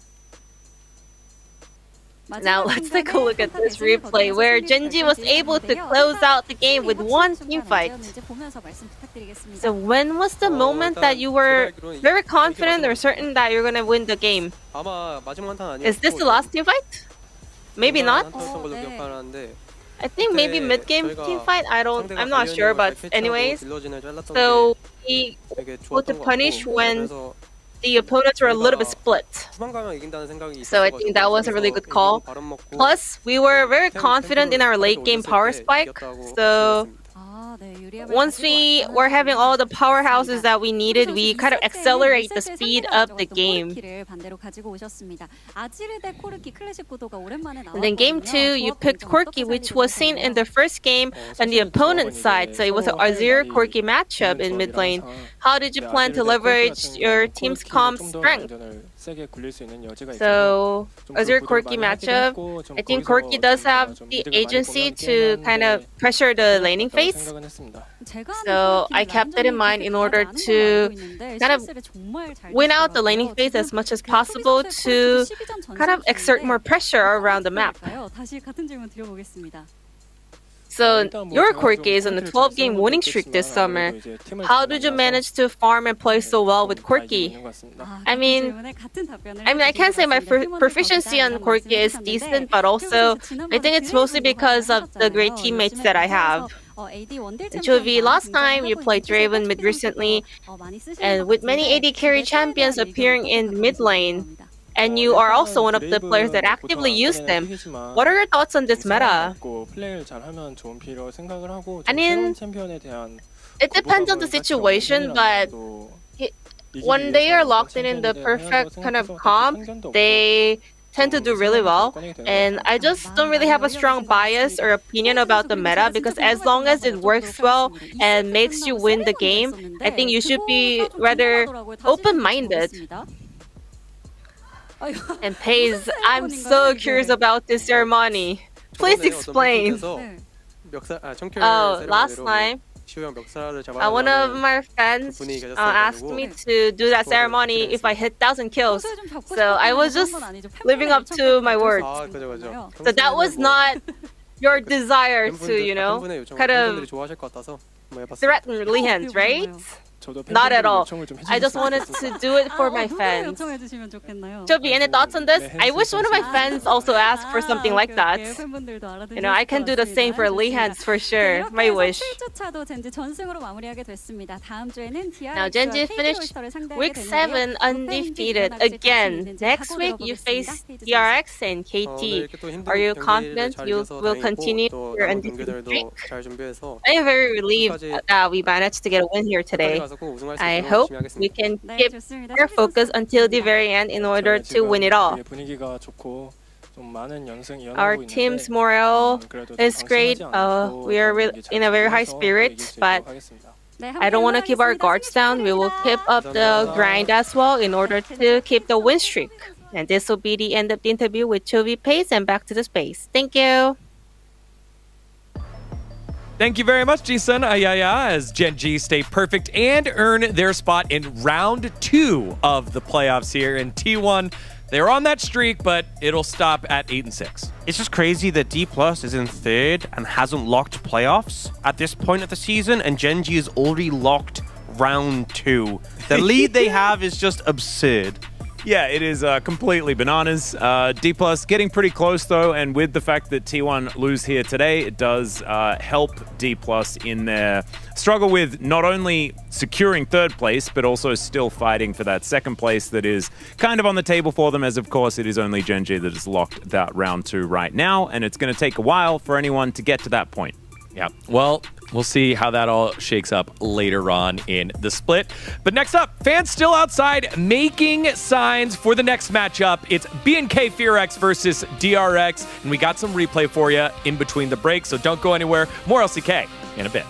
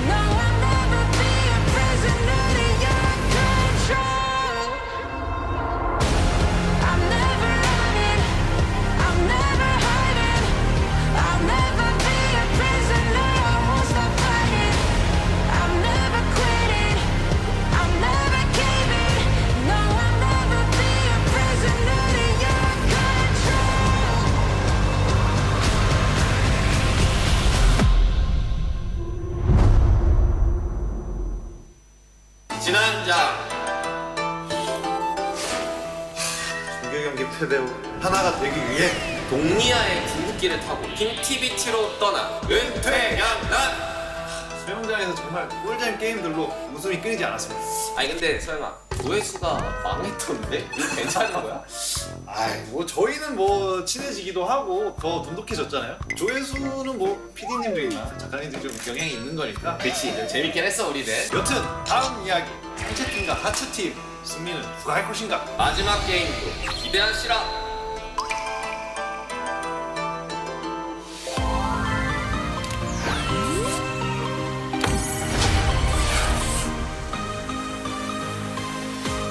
무리를 달리는 탑 게임이다. 난 무리는 달리는지 안 찍는데. 자, 게임 방법은 양 팀은 첫 번째 주자부터 마지막 주자까지 순서를 정해주시고 한 명씩 서핑보드에 올라타서 다음 주자가 있는 곳까지 이동하시고 마지막 주자가 꼬린 지점에 먼저 들어오는 팀이 승리하는 방식입니다. 오케이.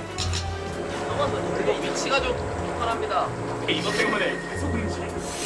여기 뭘 처음 이것 때문에 이거 안 먹지. 수영장하기 게임을 하시면 우리 포함한 팀에 그러면 나 숨 잘 참아. 나도 숨 참아. 오케이, 숨참기. 자, 우리 주라트의 자존심 대결 한번 보시죠. 아니 저 너무 자신 있었는데 여기 그냥 3분을 참는데 해녀예요, 해녀. 오래됐어. 자신감 너무. 아니 사가미가 있는 거 아니에요? 미친 압박감이 지금 숨이 잘 안 쉬어지는 거 아니야? 나 불렀는데 아니라면 머리 잡아 당겨줘. 나 간다 이대로. 자, 콜라기 불면 바로 들어가는 겁니다. 자, 이제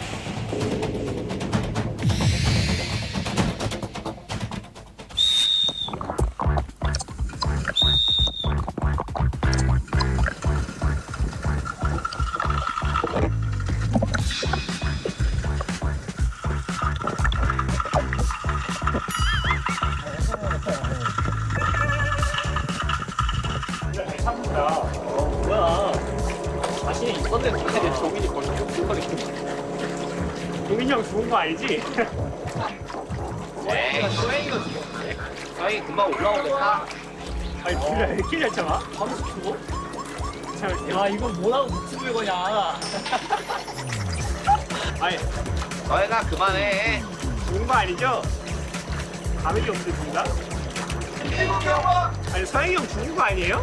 아 이거 뉴스 기사 일면 나오기 싫은데 살짝 무서워져 지금.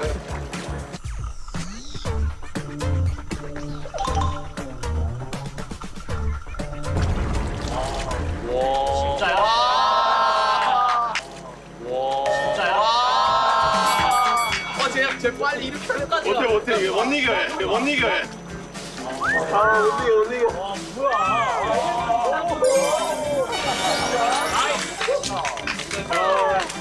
잘했네.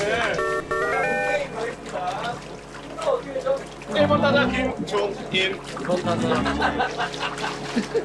저희 이거 갈아탈 때 도와줄 게 있나요? 네.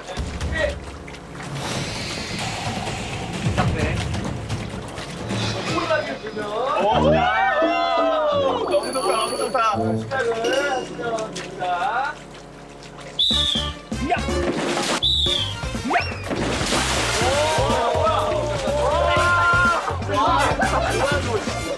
아 방해. 넘어뜨려. 좋다. 왔다. 이겼다. 아니 아직 몰라. 누구는 몰라. 반대. 갈게요. 아직 몰라. 아 이게 방해하는 게 손해네. 아직 몰라. 좋아요. 전체가.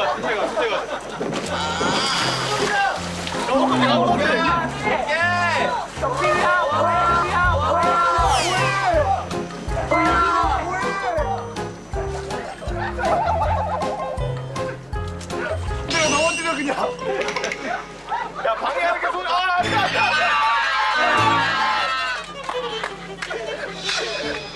다시다. 아직 오래 걸려. 마지막 찍어. 다시다. 안 찍었어. 안 찍었어.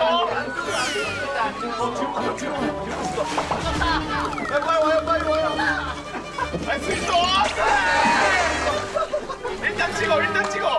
빨리. 야 이거 와. 집착해. 할 수 있어요. 왕판 뒤집기 가능해. 타기만 하면. 야 반칙으로 이겼다. 빨리.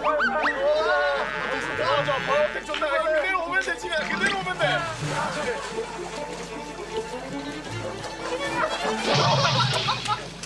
야 못타 상대 못타. 야 못타 상대 못타.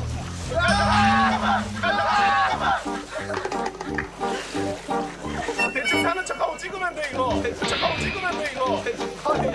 지금 왜 저래?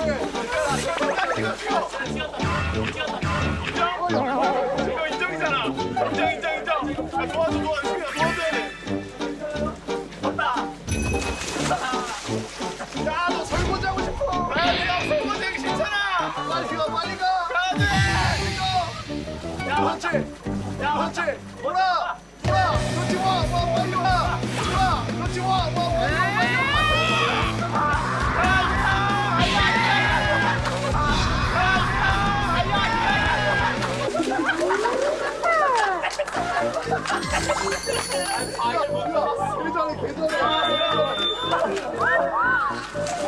아 처음에 잘못하는 이걸 나비 질 뻔했다. 너무 깜짝 놀랐네. 자, 여튼 오늘 게임은 DRX에서 오늘 건너뛰는 것과 하는 걸로. 다 같이 이렇게 몸 만드니까 더 가까워지는 거 아니야? 설거지 같이 하는 거니 하나니까.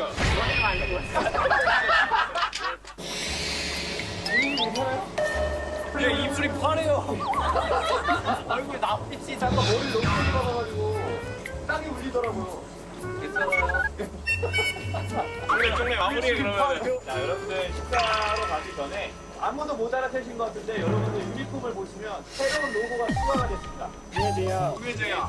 팀 스포츠가 새롭게 추가가 됐어요. 여러분들 물놀이로 인해 빡빡해진 눈을 촉하게 만들고자 선물을 보내줬습니다. 아이템 많이 쓰는 거죠. 이거 프로게이머 필수템이긴 해. 성향감에 따라 수능을 추가해 수가 있으니까 사용하는 것 해주시고 중예제약에서 사실 요청한 게 있어요. 우리 중예제약의 딸 지원 씨 광고를 좀. 이거 LCK 광고에서도 나와. 안 답답해? 답답한 지하철이요? 트렌즈 아이드롭 약국에서 만나요. 저 바로 만들었습니다. 저희가 아이 답답해하면 옆에서 이렇게 건네주고 자기가 하면은 저희가 다 같이 약국에서 갖고 있는 거. 예, 웃지 말기 옆에서. 큐. 아이 답답할 땐 아이드롭이지.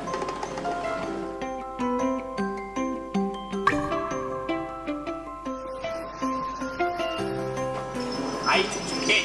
약국에서 봐요. 완벽.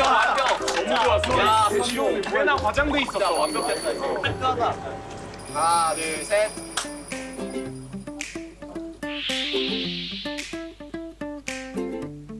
오세요. 맛있겠다. 근데 형님이 다 구워주는 건가? 해볼게. 88년생이 너. 태어나서 처음 해보긴 해요. 나도. 진짜 태어나서. 저도 이런 거 만져보는 게. 저도 항상 제 친구들이 해줘가지고. 우리 뭐 놀러 가거나 이런 거 없어요? 그러면 아내가 해줘. 근데 보통 여자 쪽이 많이 하지 않나요? 그렇진 않은데. 아니 은근히 저도 뺏기긴 했거든요 옛날에. 아니 나는 내가 하려 그러면 답답하다고 저리 가라 그래. 보통 그게 많이 그렇대요 근데. 내가 남자가 경력을 쌓을 곳이 없었던 거지. 저도예요 맞네. 저도. 아이고. 어서오세요. 아이고 상치님들. 이거 하고 있습니다. 아직 안 됐네. 앉아 계세요. 잘 구웠다. 너무 잘 구웠는데요? 딜리셔스. 한번 먹어보겠습니다. 가져가서 그냥 고기 자르는 게 보쌈처럼 생겼는데? 이게 먹어도 되는 때깔이야 이거? 그래서 뭔가 익었는데요? 먹고 익었어? 싶어하는 사람들 바베큐라 괜찮은 건가? 자르는 게 나아. 구워서 자르는 게 나을 것 같아. 근데 이게 너무 두꺼우면 아니요.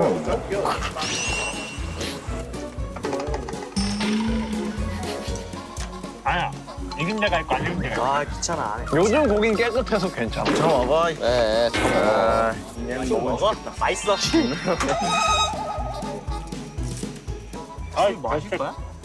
마시죠?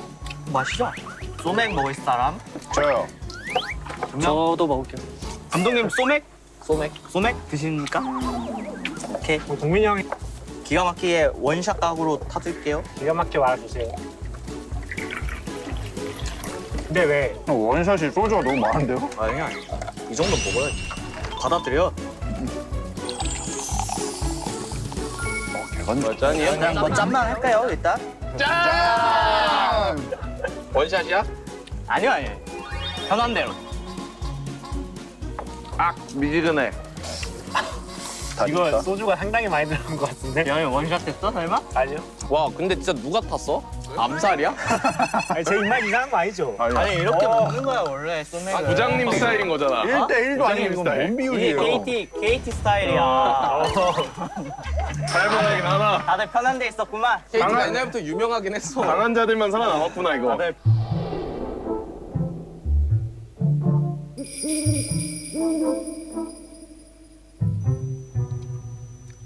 지민이 처음부터 끝까지 서포터 했어? 전 처음부터 끝까지. 서포터 왜 했음? 처음. 아니 왜냐면 내가 왜 서포터 시작하는 애들 대체로 물어보면 다 후회야. 저도 중간에 한번 원딜로 바꾸고 싶었거든요. 근데 왜 안 바꿨어? 한사연 감독님의 만류로 서폿이 없다고 그냥 계속 하다 보니까. 왜 바꾸려고 마음은 왜 먹었는데? 아니 솔랭에서 원딜들 좀 만나보니까 할만한데. 원딜로 했을 때? 그때 종빈이 만난 거 아니야? 나도 나쁘진 않았는데 나름.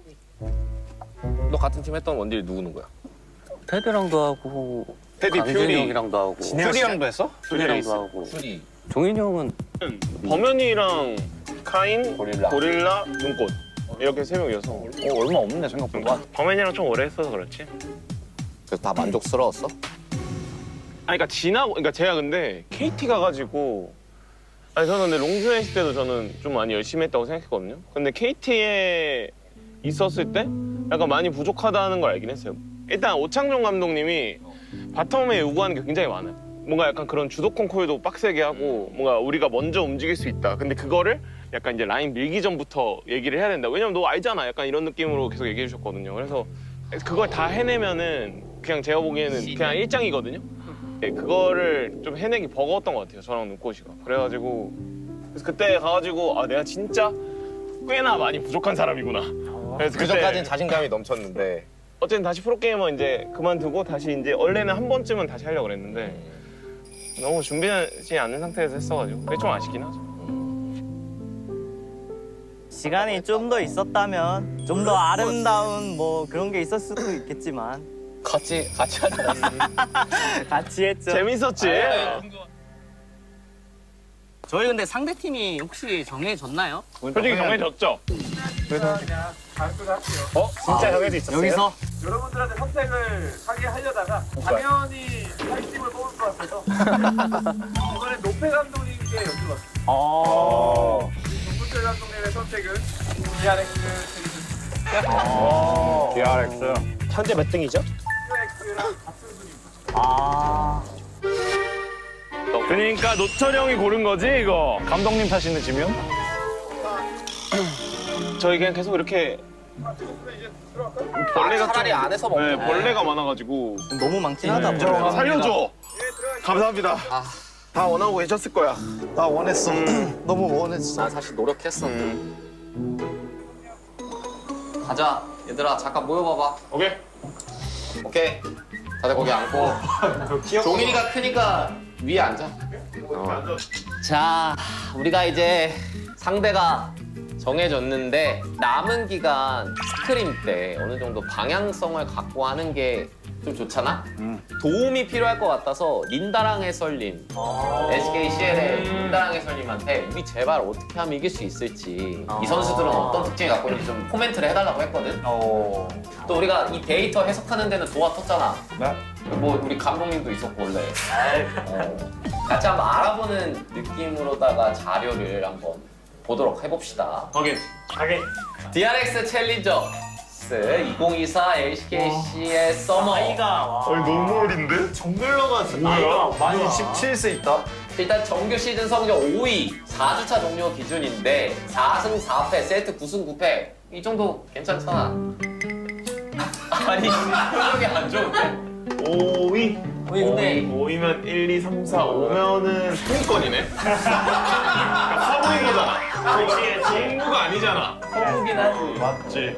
근데 우리가 가장 싫어하는 스타일이야. 운영보다는 교전지향적인 팀. 소위 말해서 이제 박치기 공룡이라고 하지. 강점은 우리가 이제 익히 알고 있는 세테, 파더. 이 두 선수가 1군 경험이 있는 선수들이고 실제 게임 내에서도 좋은 퍼포먼스를 보여줬기 때문에 체급이 정말 높은 딜러진을 보유하고 있다. 그리고 약점은 탑 정글 서포트. 나머지 세 라인이 상대적 신인. 왜냐면 이제 원래 CL에서 뛰던 선수들이 지금 1군에 올라가 있기 때문에 이를 보자기 아래쪽에서 완전 어린 친구들이 올라왔는데 신인들이다 보니 실수가 좀 잦은 편이다. 라가 이 팀에 대한 해석이 되겠지. 어때? 주정님 생각이 어때? 서폿에 일단 메릴이 있는데요. 이거 저희가 감당이 가능할까요?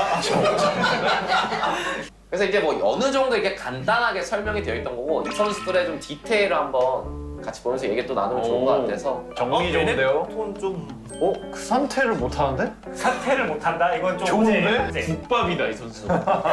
국밥이야. 근데 그 상태는 저는 상대 잘하는데 형들이 아니 그 상태가 엄청 커 있던데? 아니 그 상태가 라인전이 약한데 자꾸 내 정글에 와 있어. 이게 만든 거야? 아버지 일중 해준 거 같잖아요. 아름다운 팀원입니다. 그럼에도 우리한테는 굉장히 호재다. 그렇죠. 상태를 막 이렇게 좋아하지 않을 수 있는 수치를 갖고 있고 실제 승률도 별로 안 좋으니까. 근데 공격적인 챔피언을 선호한다기에는 그치. 공격적인 챔피언이 약간 승률이 별로 안 좋긴 하네요. 그 이유가 미드원들 중심으로 너무 잘하는 팀이다 보니까 상대적으로 탑에서 받쳐줘야 되는 역할을 종종 하다 보니 챔프풀이 자연스럽게 스카노, 크산테, 막 모대 이런 쪽으로 내려간 거고 레넥톤을 하는 거는 이제 최소한의 방어책이라고 해야겠지. 나는 공격적으로 하고 싶은데 받쳐주는 역할도 하고 싶어.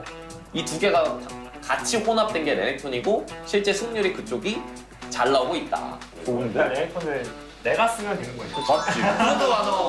근데 그럼에도 꾸준히 우상향을 그리는 경기력이 뭐 성장력이 돋보이는 선수라고 하니까 또 3주 뒤에 어떤 선수가 될지 또 봐야겠지. 근데 가서 일단 그런 탑은 이 정도까지 보고 바로 정글. 와우. 쌀수요한이 니달리 양승 3패. 니달리는 아니네.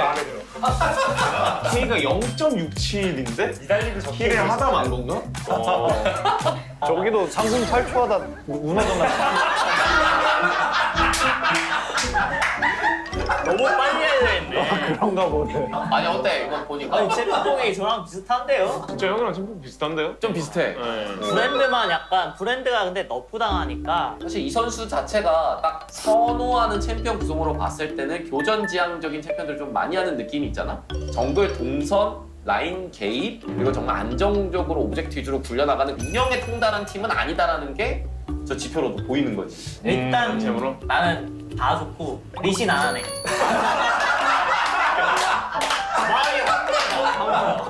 좋네. 리신을 안 해? 일단 PTSD가 원래는 없구만. 그래서 이 선수의 특징으로는 아마 자기 뜻대로 안 풀리면 약간 억지로 교전을 유도하면서 풀 가능성이 있다 보니 우리가 침착하게 잘 상황을 보다 보면 받아칠 각이, 빨아들일 각이 굉장히 잘 나올 수 있다. 이제 문제의 미드를 한번 보자. 세테. 여기는 뭐 써있는 것처럼 라인전 체급이 국제 최상위권, 분당 CS 상위권. 포르키를 잘한다는 건 박치기잖아, 얘도. 그렇죠. 게틀링 키고 싸우고 싶을 때 자신 있게 싸우는 그런 거를 잘하는 선수라 어떻게 보면 정글이랑 일맥상통하는 경향이 있는 거지. 좀 어때서요? 빡세 보이는 거. 근데 나는 별로 걱정을 안 하는 게 서행이의 최대 강점 중 하나가 뭐 뱀픽 구도가 좀 밀리던 상대가 미드에 정글이든 서포시든 인원 투자를 하던 최소 망하진 않아. 항상 반반 이상 가려고 하는 타입이야. 서행이가 충분히 대처가 될 수 있다. 거의 에이스잖아요. 우리 에이스 너 아니었어? 저번 경기보고 잘렸어. 그래서 이 선수에 대한 데이터는 이런 느낌. 파덕.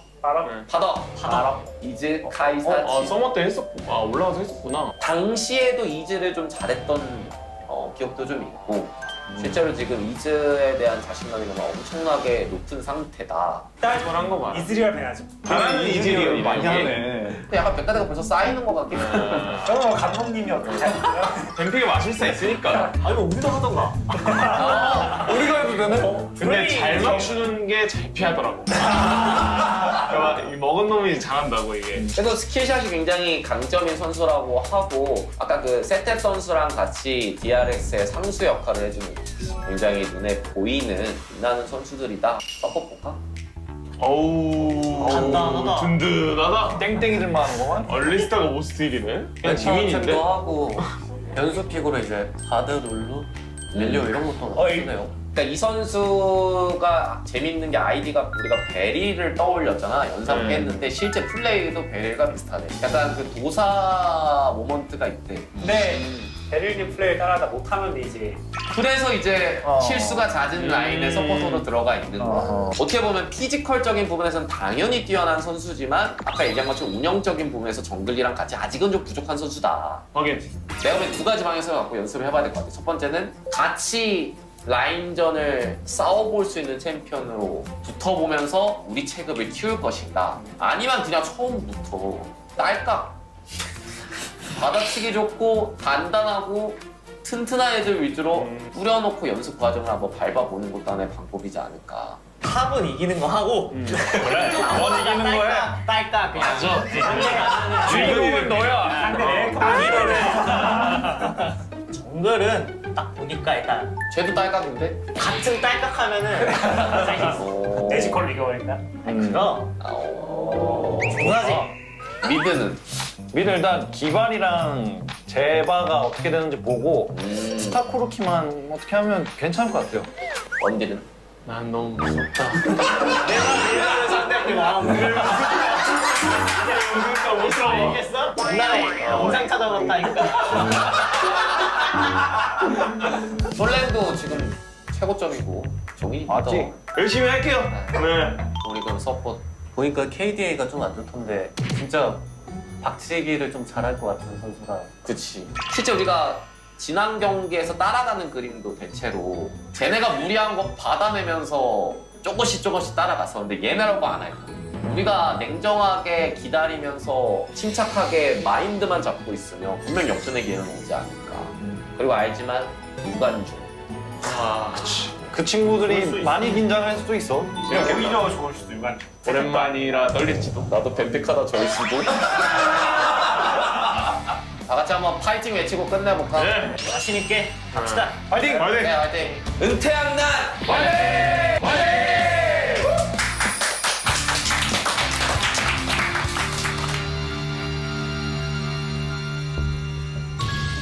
8일 남았어, 8일. 점심 일어나서 스크림하고 잠깐 쉬었다가 또 저녁에 스크림하고 하루 종일 오프라인 스크림. 블리츠 천천히 뛰어간다. 어라? 아, 아니 리방? 보여주나? 야. 이렇게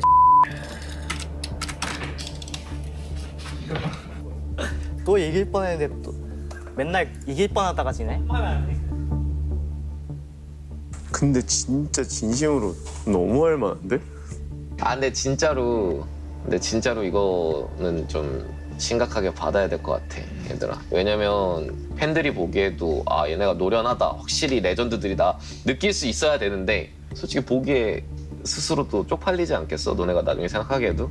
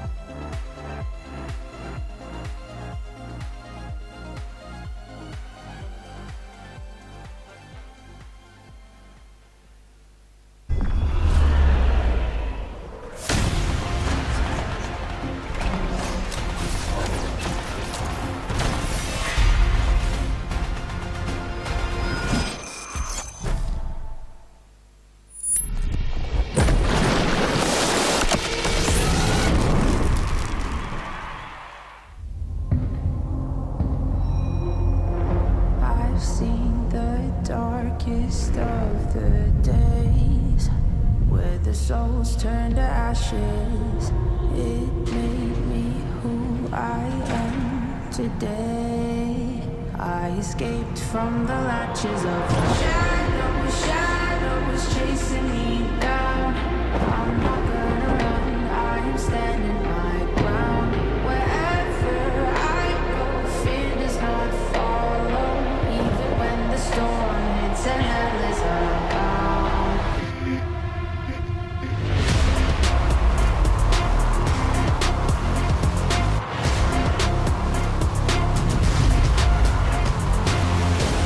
I'm never running, I'm never hiding, I'll never be a prisoner, I won't stop fighting. I'm never quitting, I'm never caving, no, I'll never be a prisoner to your control. I'm never running, I'm never hiding, I'll never be a prisoner, I won't stop fighting. I'm never quitting, I'm never caving, no, I'll never be a prisoner to your control.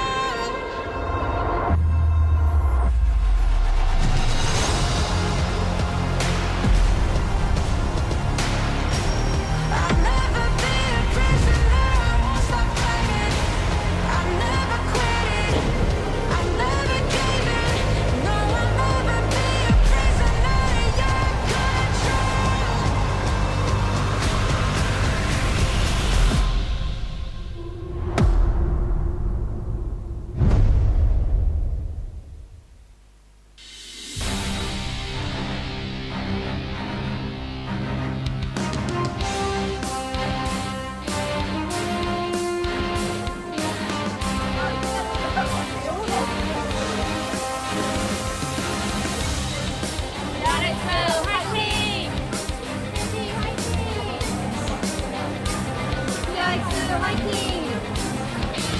DRX 화이팅!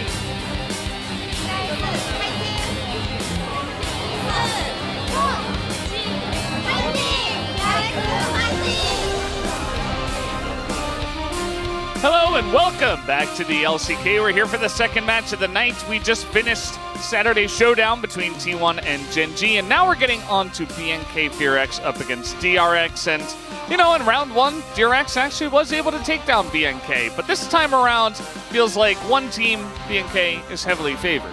Yeah, I mean, BNK have really figured out their style. We've talked about it a lot. They like to play pick or dive compositions, and even though you could take the Vi away from this team, they could find other ways to make those comps work. DRX, on the other hand, still trying to find their footing, playing Shyvana and, you know, figuring it out still, I would say. And it's rough to say that, but I feel like DRX had it more figured out at the beginning of round one than they do now. It's kind of been a slow downhill fall for this roster down at the bottom of the standings with the likes of Nongshim and Bro, as you can see behind me and you will see in front of you. 8th place, negative 13 game score, only 8 wins behind BNK, but BNK is on the rise at the moment. Yeah, and there's no team that's actually knocked out of playoffs yet. For all you Bro fans out there, you Bro leavers, if BNK FearX wins tonight, Bro then will be play out. Yeah, they will be play out of the playoffs. And it's not going to feel good, but it might happen here. It is the expected result, as this is the matchup of East teams aiming for playoffs, as BNK FearX to defend the throne of the East versus DRX, the winner in the round one matchup. And I mentioned that before, but is it enough to get them across the line? Sponge also winning on Shyvana, the only player to do it so far in the LCK. True. We'll definitely be discussing that a little bit. But DRX, they need to do more than just win this. They need to actually win several matches, and winning this 2-0 would be a good start. As Sponge, yes, as you mentioned, is the only one who won. And I feel like it wasn't really about him, but he did win because his team won and they beat Bro. And that did happen. It still counts. I do not think that we should act as if Sponge was the best Shyvana player that we've had. I don't know who that is, though, to be honest with you about this. I don't know if any of them it's someone in the LPL. Yeah, it's definitely not here in this lineup of players. We've all, kind of agreed that nobody here seems to know how to play the pick. As we are taking a look at the bottom lane as well, Henna looking more stable since Duro's arrival. Duro actually getting better and better every day. Will he showcase his carry potential against Teddy, who got a solo Pog in round 1? Teddy also alongside of Pleta, who unfortunately is not mentioned here, but we always mention him on the global side as we are big Pleta fans and believe that he and Teddy are a part of the reason why DRX have success at all. Yeah, that's definitely true. I feel like Pleta has fallen off a little bit the last few games, though, and hasn't been as successful. I think really trying to carry and trying to be a big initiator, but sometimes it does backfire against him. But Duro has really been a team changer for BNK, as you say, and Execute. We've talked about it a lot, and I feel like he's always catching strays, but he was not ready, I feel like, for the LCK, and we'll see if he can, grow and improve. As we do see BNK wearing their red jerseys today, and it's a Saturday matchup here. They are the home team, and we'll see if they can bring home the win. That is the expectation. I think heavily favored going into this one, and it's not just about Duro, it's about Raptor and the ways in which this team have really started to play around him, play through Closer's strong points, because Closer is an assassin type player, but he also can play facilitating picks when he has a jungler, where the mid-jungle duo is the strongest, and that's what he often has found success with when he's not on just a hard pop. And what? It's a Raptor. Yeah. He did. It says it's and then to a bulked up Fox. Yeah, and yeah, that Fox does look pretty bulked up. What happened to the dinosaur's arms? He's like looking really sad there. All right, you're saying Raptors evolved, okay? Yeah, and I think that's fair. Okay, I mean he's looking good. He's definitely looking pretty good nowadays, this Raptor. And we'll see if that can carry them across the line. They are up against DRX here, who, they got a win recently up against Bro. One of the things we were looking at was their comms were kind of all over the place in the ending moments. I think that this team, they have the ability, but certainly needs some development, especially with some moving pieces, with Frog coming into the lineup and Rascal playing occasionally. Just not sure if they're 100% ready to make their mark this split along. It doesn't make you wonder what next year's DRX roster could look like, because this one should have, you could argue, eventually have scaled up, because it's got all the right pieces. Like, they made Yehu the main mid laner. They took Setab out. That was a big sticking point. Teddy's experience. Pleta looks good. Frog coming in. I mean, you thought maybe Rascal would eventually get back to form. He didn't. They have to settle on Frog, but it's just too little too late. And if they're going to make playoffs, it has to start here, right? It has to start with a dominant win here.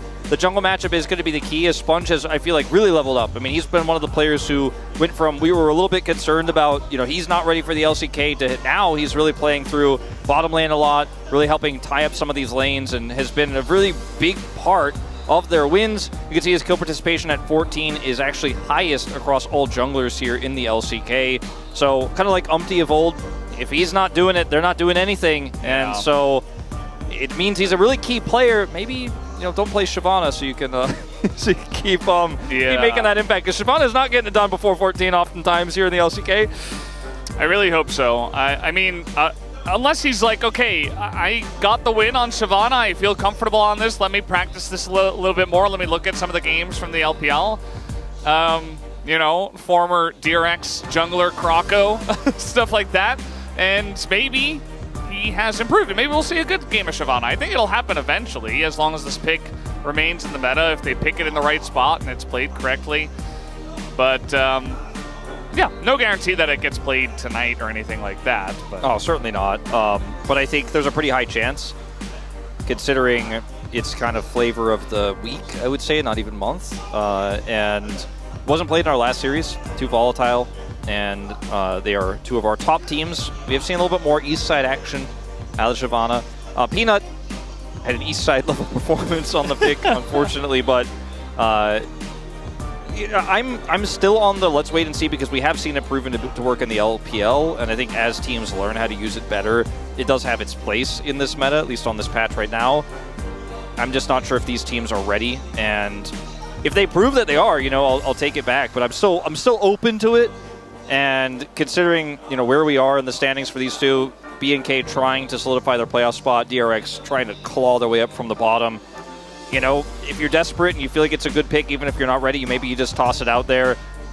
Yeah, I just feel like it's not one of those picks that opponents to the Shyvana, like when you're playing into Shyvana, doesn't feel hard for them to deal with, right? So you don't even get that bonus of like, oh, they don't have a lot of practice against this, and they don't really seem to know how to deal with it, so I'm going to pick the Shyvana before I'm 100% ready to maybe take advantage of that. Doesn't even feel like that, especially because a lot of our Shyvanas are kind of just diving backlines and dying instantly.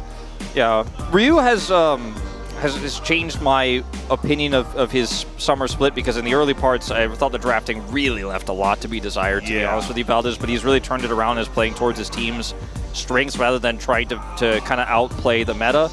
On the other hand, I feel like his drafting has been very predictable, and their drafts have been very centered around trying to set up dives, trying to set up picks, for example, and I do think that a stronger team may be able to actually punch holes in that and actually prevent BNK from playing their style and force them onto some, you know, more scaling picks, some more front-to-back picks. And I don't know if that team's going to be DRX.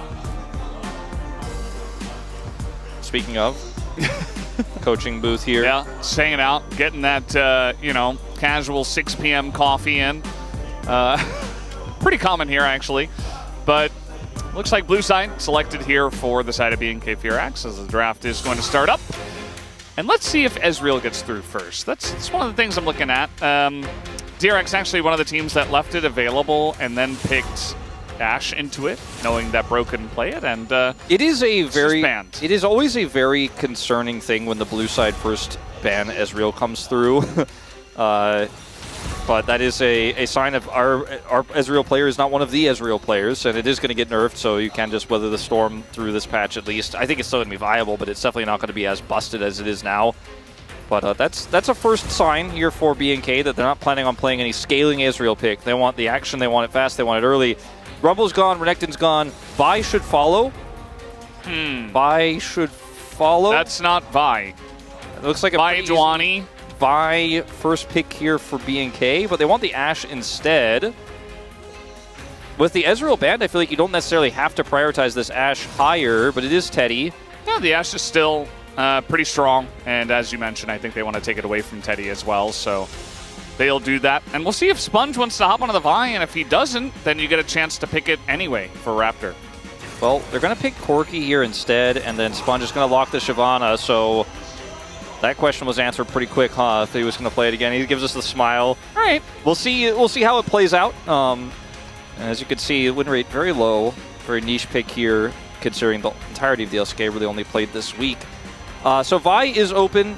They could go for something like a Vi Ahri setup, or they can go Lucian, grab the Leona here early. Not going to grab Braum, just want to take the Leona away. And you have a really strong bottom powerhouse here. Grabbing the Gnar here, blind, is still fairly safe. And you know Frog, without his Renekton, probably not going to punish you too hard with any ranged picks, just based on what we've seen from Frog. You know, he's one of our weaker top laners. Looks like he will go to the Jace here as a response, so we will have that top lane all locked up. It's a lot of poke already. If yeah. You look at those three, and the Shyvana's played correctly, which maybe Sponge is ready to do it again.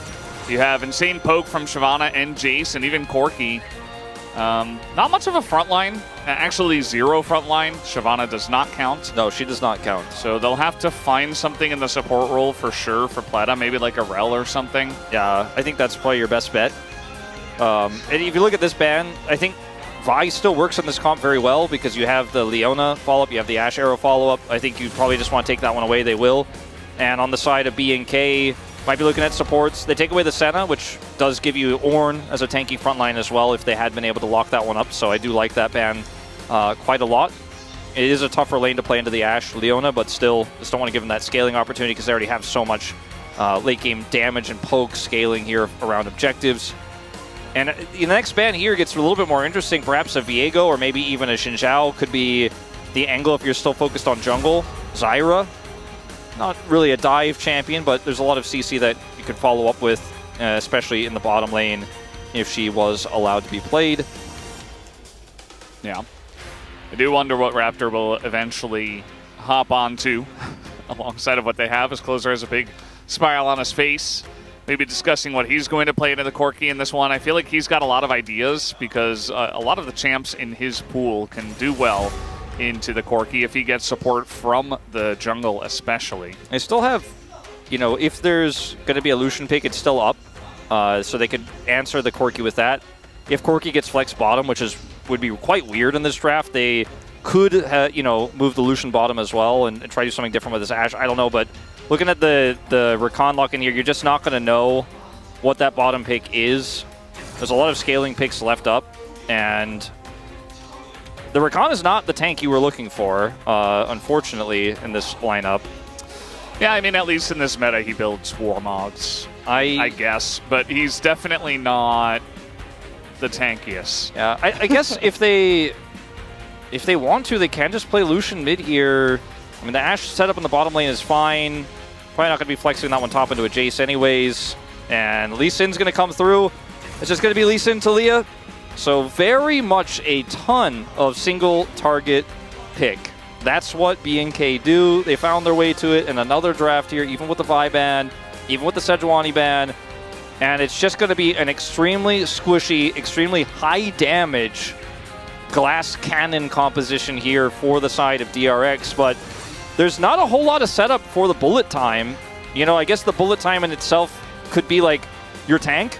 It's like, you can't come over here because I'm bullet timing for a second. But then you're going to get hit by a Leona ult, and then you're going to get seismic sharp, you're going to get arrowed. This draft for DRX looks like a mess. Yeah, it just looks like the entire team is doing that. Like, even Rakan, I can see, even from behind, he like goes in, he's like, oh crap, I gotta get out of here right away. And then the rest of the team's just trying to run away and trying to kite it out and poke them away from you.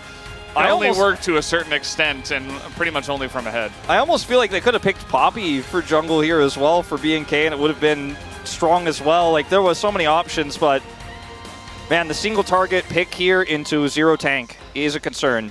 And the poke doesn't sell me for DRX that they're going to be able to keep the distance on this team. I think if BNK are indecisive, you know, and very slow, and, you know, end up being like, yeah, I don't know. Oh, don't drop it. Whose face is on the train? I think it's Clear's. I couldn't tell for sure. Leading the charge through the sandstorm and reuse the sun. And it's a very nice sign. I'm worried, Valdez, about, you know, how this one's going to go. I think the DRX fan's very optimistic, and you kind of have to be as a DRX fan right now, but this is top tier. The Gnar pick was safe. And there's no front line here. A lot of poke. I think Sponge has a big role to play in this game if they're going to win it. Maybe he'll build tank. Not sure about that one. But either way, guys, we're going on the rift.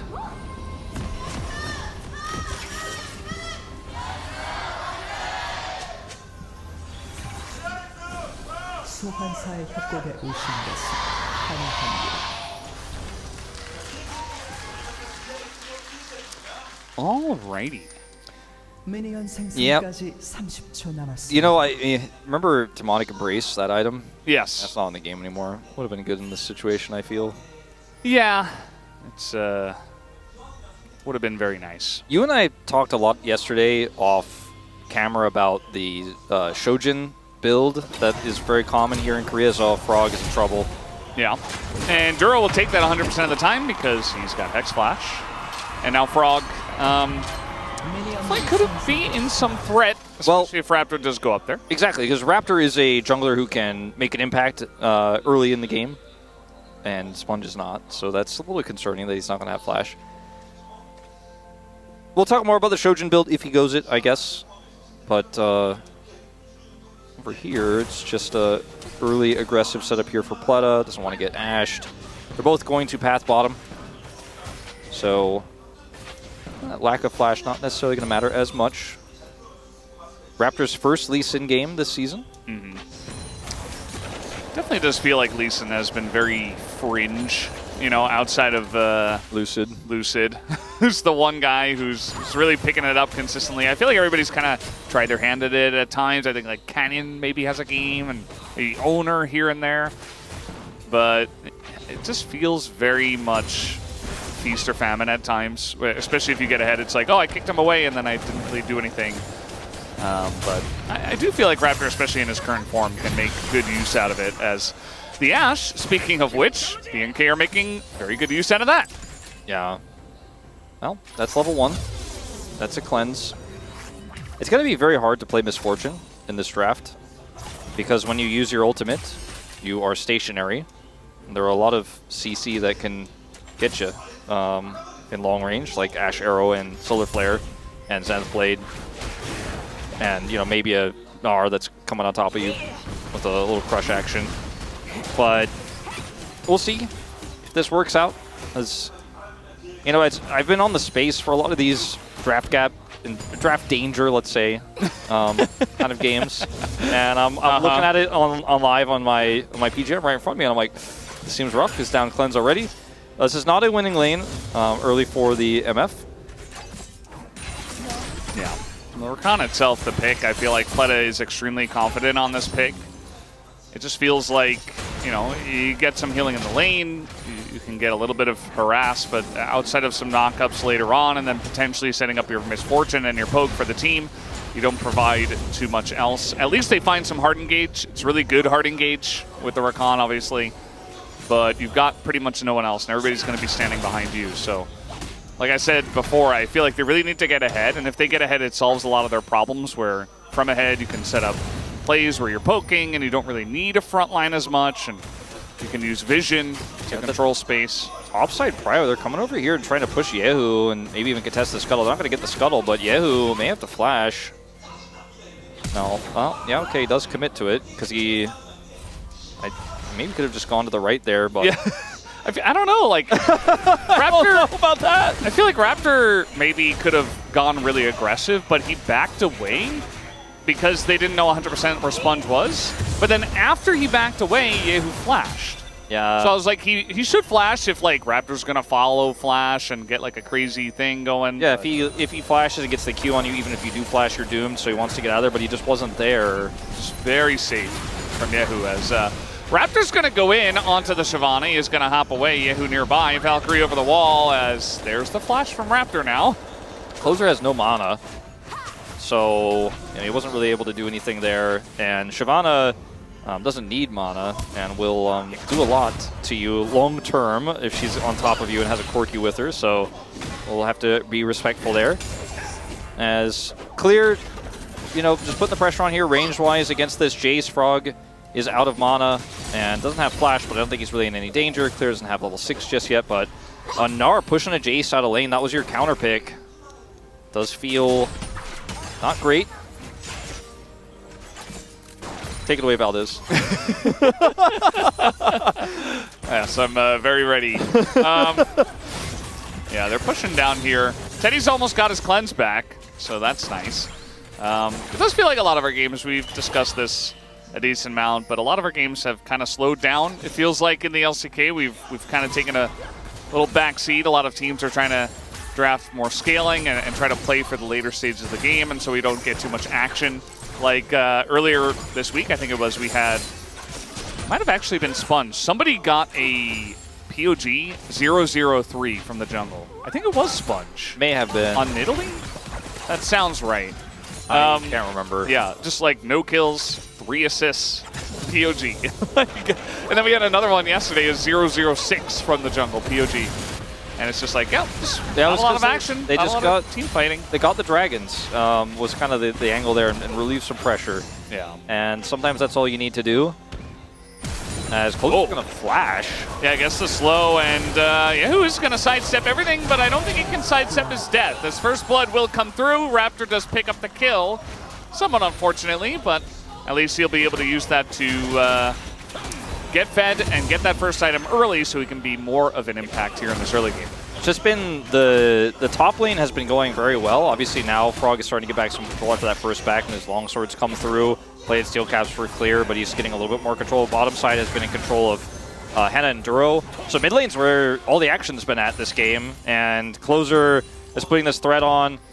This flashes forward here to get the slow, and that's all he needs. It's really cute, actually. He gets the big rock, which is the one that has the minor slow, but he uses the Q first while he's on the worked ground, and then flashes for the Q flash and to make sure that it becomes a slow. Very Yeah. Good understanding of the Taliyah mechanics from Closer. Very clean there. I think Yehu just not really expecting that level of aggression there.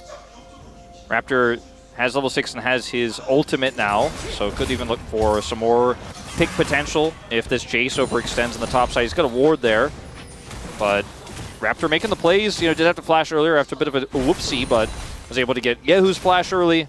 Just extremely proactive playing with Closer, like we were talking about. The mid-jungle synergy here feels quite strong between these two right now. By the way, did get confirmation from Gaihan that it was actually Sponge 003 on the Nidalee. There you go. I was correct. And it was against Bro. It was a Bro game where things don't happen. Bro and Brew. Yeah. Yeah.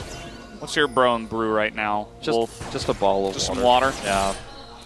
I would have done the same, but I forgot my water. So now I'm just waterless. But thankfully it's not a Bro and Brew situation. Well, I mean, this feels like we might be heading towards that, but we're not there yet. And no Bro in this series, so. Yeah. Just going to be a brew and brew as these comps are brewing. Okay, Fleta. Getting on in. They got through the barrier.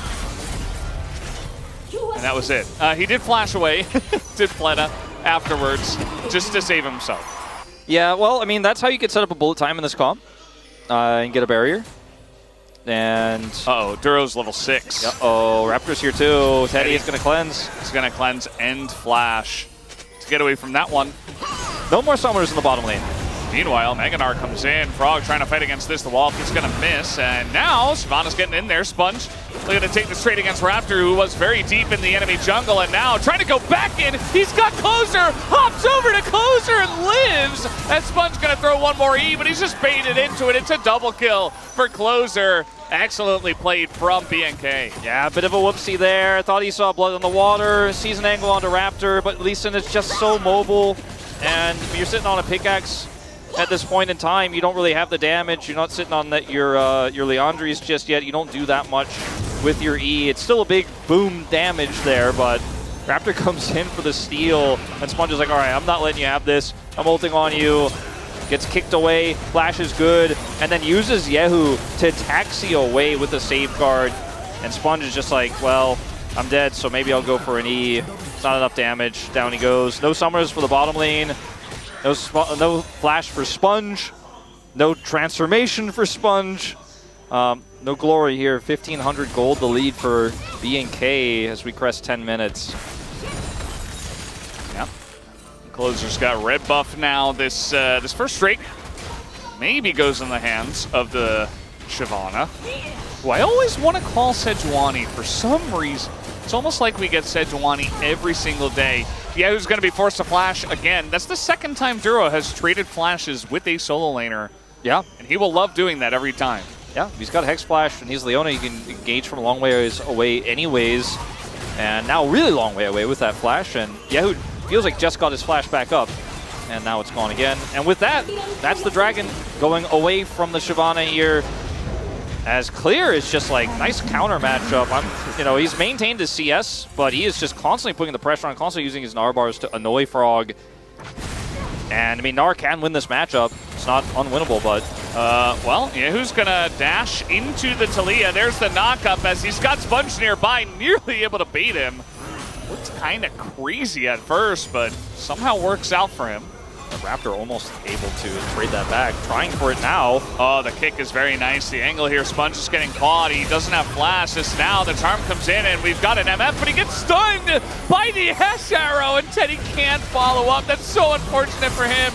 Excellent arrow comes in from Henna, and that's just gonna be another one team fight for DRX. Yeah, I mean, MF is trying to do things, has the ultimate. Teddy's coming over.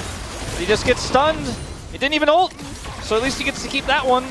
But if had he ulted, it would have been just denied by the Sun as well, as we've talked about that a lot when we talked about the draft, and we'll see if it plays out that way in team fights. It's just DRX have been so close to many of these plays, as Clear's going to miss. Yeah, nice sidestep from Frog with that extra movement speed, but he's still going to respect, especially with Raptor showing here on Vision. And Closer Weaver up ball's in the ready. top side. Can Frog get out of this one? He's got Sponge nearby. But the wave has been stopped. Frog is trying to clear it, but there's one minion that tanks a turret shot. The knockup comes in, and it's clean once again from the mid and jungle duo of B&K. we'll sacrifice some gold here in the mid lane, and Yehu should be able to get some split plate gold, so they're at least able to get something back here. Duro just holding down the fort, but Clear is also going to get plate gold on the top side. And Sponge has to come over here. It feels like every time I see a Shyvana game, the Shyvana is just cleaning up the top laner's wave, but not actually able to save the top laner from any disasters. Yehu going in here, definitely not ideal, but he has Sponge, so it looks like the idea is maybe we bait them. Sponge does a lot of damage when he transforms, but Closer just backs away.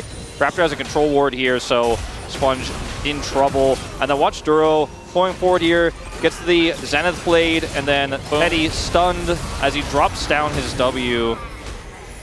He's trying to rain on them, but then gets stunned afterwards, and that's all he can offer.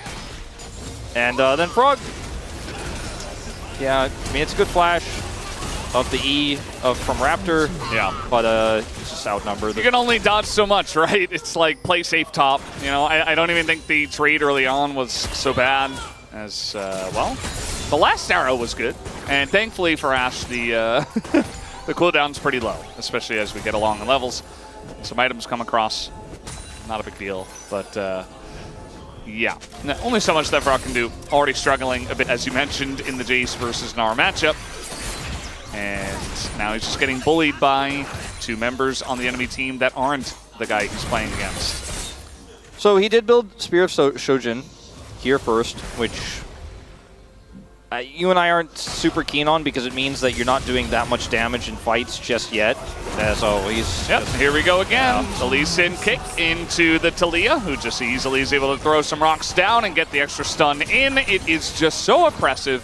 And from ahead, it looks almost unfair. Yeah, it's just... Where's the cross map too? Like, there's no great target here. Henna has flash, is just playing. It was playing super respectfully, super far back. And then in the bottom lane, Yehu's going to be able to have some friends here as he tries to take out this turret, but it's going to be Closer who gets this one first. So first brick goes to the side of B&K. This takes 3 people to take down, so there's just no other pressure on the map. I mean, DRX got a ton of vision in the jungle and around the dragon that hasn't spawned yet in return, so there's some trade back here. There's some small victory, but fortunately, the bigger win here is B&K, who have full map control, now going to crash this wave and force out Teddy's ultimate right before this dragon. And, I mean, you got a turret bottom side. The Corki is heading towards that first item. Isn't quite there yet, but, I mean, look at Closer. 2-0 and 3 as his Archangel's completed. And Raptor's been everywhere, man. He's got 7k damage, most in the game. Kind of makes sense. This is kind of like the Lee Sin and solo queue experience where he gets that first kill and you're just like, oh boy, here we go. Especially on the Korean server, he's just going to take over the game, and it's exactly what Raptor has done. Doesn't happen very often in Pro, but it has happened here. He has a lot of ways to play around his team where you've got great gank assists in mid, in bot, obviously, even Gnar sometimes, able to set it up. And he's been very aggressive with his lead, which you always love to see. Yeah, you can see it here. Lane proximity in mid, we talked about it earlier. That's where all the action was early. And, you know, now that Closer has been the recipient of some of these advantages as well, now it's a 4,000 or nearly 4,000 gold lead here for B&K. But the bigger issue is it's not a lead for DRX. And if they got massively ahead, we talked about how their big burst damage could just be enough to where you don't need a front line, you just kill the enemy champions very easily and you kind of just roll over the game. Not to be the case here. So normally we wouldn't be excited about Ocean Soul, but it's B&K in the lead against a poke comp, right? As Closer knows he's in the bush. He's queuing the bush before he even sees it. And they're just waiting for him. And here comes the rest of the team. That's a massive Gnarl. Oh my god, this Wombo combo is disgusting. As everybody just gets lined up, taken down. Well, with this very brittle and rickety draft here for DRX, as you can see, as B&K have clearly shown, it's not very sturdy. It is very behind, and I think that DRX are most likely thinking about game 2 right now. Like there was a chance, and we're like, oh man, they're behind. This comp doesn't have a ton of synergy. It's very vulnerable to CC. you know, there's a lot of issues here. Yeah. And they're like, I'm thinking to myself, like, maybe though, you know, maybe a big mistake comes through for BNK and maybe they could find the way. No, probably not. It kind of looks like DRX was trying to set up for that as well. Yeah, no, it's like BNK here are like, okay, know where he is, calling for the TP. Closer shoves him in, and nice flash. Great flash, insane Gnar here from Clear at the very tail end of it. And the craziest thing about this to me is too that the Shyvana, you know, is the one trying to set this up, but oh boy, yeah. I mean, Arrow. There's a lot of CC Valdez. It's a lot of stuff. But the Shyvana maybe should let the rest of the team come over a little bit first, maybe have a little bit more setup before you go on that one, because your damage is going to be long-term just sending out a lot of fire breath. Well, that's your front line, and right now the wallets are just so huge that it just doesn't matter. Like, BNK are just able to invade so aggressively as a team. Now looking for the kill on a frog, as there it is. Raptor went so deep for that one. May have to pay as the MF ultimate is going to get him. I thought maybe he'd be able to hold on. Teddy gets one. They're on the board, Valdez. Yeah. It already wasn't a perfect game because that turret went down and some grubs went over, but yeah, I mean, you get one back. I mean, he's got BT, so MF with a BT, that's scary. He's got a lot of shields. Yeah. Look at that shield he's got. It exists. He's a frontline now, Valdez. Watch out. It just got a little bit bigger. You know, he did some attacking, above 50% health. Oh, it's gone. Oh, well, okay, there's your Arden Gauge. Going to find Closer. He's just going to stand and deliver as the rest of the team, who's going in to try to get that kill. Not going to happen, as here comes the Gnar. That's another kill going over to Clear, who is 3-0 and 4. And, yeah, BNK are just kind of flattening them here. Yeah, it's 15 kills to 1. We haven't really seen too many one-sided games like this. Even when D+ had that crazy win over Gen.G, it wasn't quite like, you know, this big of a kill diff at 19 minutes. You know, it wasn't like this snowball. It was quite snowball. You know, it was a quite big win. Same with their win over Hanwha in the early part of the season. But I besides those two games, I can't really remember a game that was this many kills this early and just such a one-sided affair. As Sponge goes in to promptly flash out. And then Raptor, you know, he's having fun. He gets the kick, just has enough damage to need to use the second Q to execute, but he does not have his safeguard cooldown as Letta. Well, we've seen that before. Wait? Letta might actually die, if not, if the entire rest of the team. Oh, he's dead! Raptor from the jungle. The kick comes in, and he lands the Q. Man, this guy is a pretty good Lee Sin player, isn't he? The knockup comes in, and the Dragon will not get away. Really nice solar flare here as well on a Yehu. Right now, they're just having a lot of fun. They're just throwing abilities at the enemies, and it's working out. As Henna gonna have to flash out of this, but I'm pretty sure he's okay with that. Yeah, you know, when some of the CC gets used to kill other champions, that's when Teddy's like, you know what?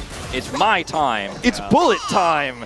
And then he scares them away, but the fight is already won, as it turns out. But at least there wasn't any CC to stop him from doing that. Solar Flare was already used. Yeah, the gold difference here is immense. It is... Even Duro's like 1,000 gold. They're going to get Baron off of this. I mean, you look at some of these plays, and you're like, oh, wait, man, Closer, he's crazy. He can't be up like that. Actually, if the whole team is there, yeah, he definitely can. And there just isn't really a lot of CC. There's not a lot of lockdown. They could try to use this Rakan to get a pretty fed Talia, and then kind of ends up being disastrous as... Yeah, I mean, you got him off the Weaver's wall. The problem is now he's on top of you, and the team is coming. Yeah. And you just don't have any vision in your jungle. You don't know where anyone is. Yeah, like, there's a control ward there. You just don't know where anybody is, so you can't really do anything as Raptor hits the Q. The arrow comes through, and then they decide to make shove. Like, it's a pick comp. Guess what? It's a BNK draft. It's a pick comp. Oh no, we missed one. We saw the other 18, but number 19, yeah, we gotta hide that one from the kids. This inhibitor is gonna go down, and I think the base is going to fall very soon. BNK, not a team that's known for waiting around and not doing much. Even when they're losing very badly, they will just run at their enemies. That's true, and they're gonna run towards the Nexus real quick here with the Baron buff. And Clear's got Gnar. No ult yet. Yeah. just waiting for it. We get the zoom-ins as well. A bit of Shyvana damage, you know. Corky's trying to do stuff. Yehu's just going to get stunned up, and he can't do anything. Raptor's got the angle on Sponge, and he's just going to get knocked back here by Closer as well. BNK very much playing Ring Around the Rosie. Very fun time for them. Not very fun for DRX as, yep, final kill just go to Teddy, but it's still a massive slaughter from the side of BNK here in game one. A Raptor pops out of his seat and walks out so fast. It's like he just almost, he's feeling himself, you know? He's just like, I don't even need the standing ovation. I'm just out of here. I've done everything that I need to do in this game. I've put the team on my back that we carried, and Ryu was like, I shouldn't have died to that bullet time that one time. Was very close to 0 deaths. I can imagine the space right now being like, is it about the Shyvana pick, or is it really just about everything else? Do we go into the Shyvana Sponge narrative, or we don't do it? Because it's it felt like maybe you could make some arguments about how he played some of those early games and how the Lee Sin was way more impactful, but it felt like overall it was also just a bit of a team diff. Better coordination from the side of BNK. They love these comps. They love the chain CC. And that CC, did they chain in the bottom lane with that Gnar play? Yep. It was a draft gap, and it shows. It definitely does. I think aggressive junglers that get ahead and play aggressive jungle champions into Shyvana will always feast. And we saw a little bit of that here as well. As BNK, just a almost perfect game number one. We'll see what they have in store for us for the rest of the series and if DRX can come back. But guys, we're going to take a break and have the space. We'll be right back.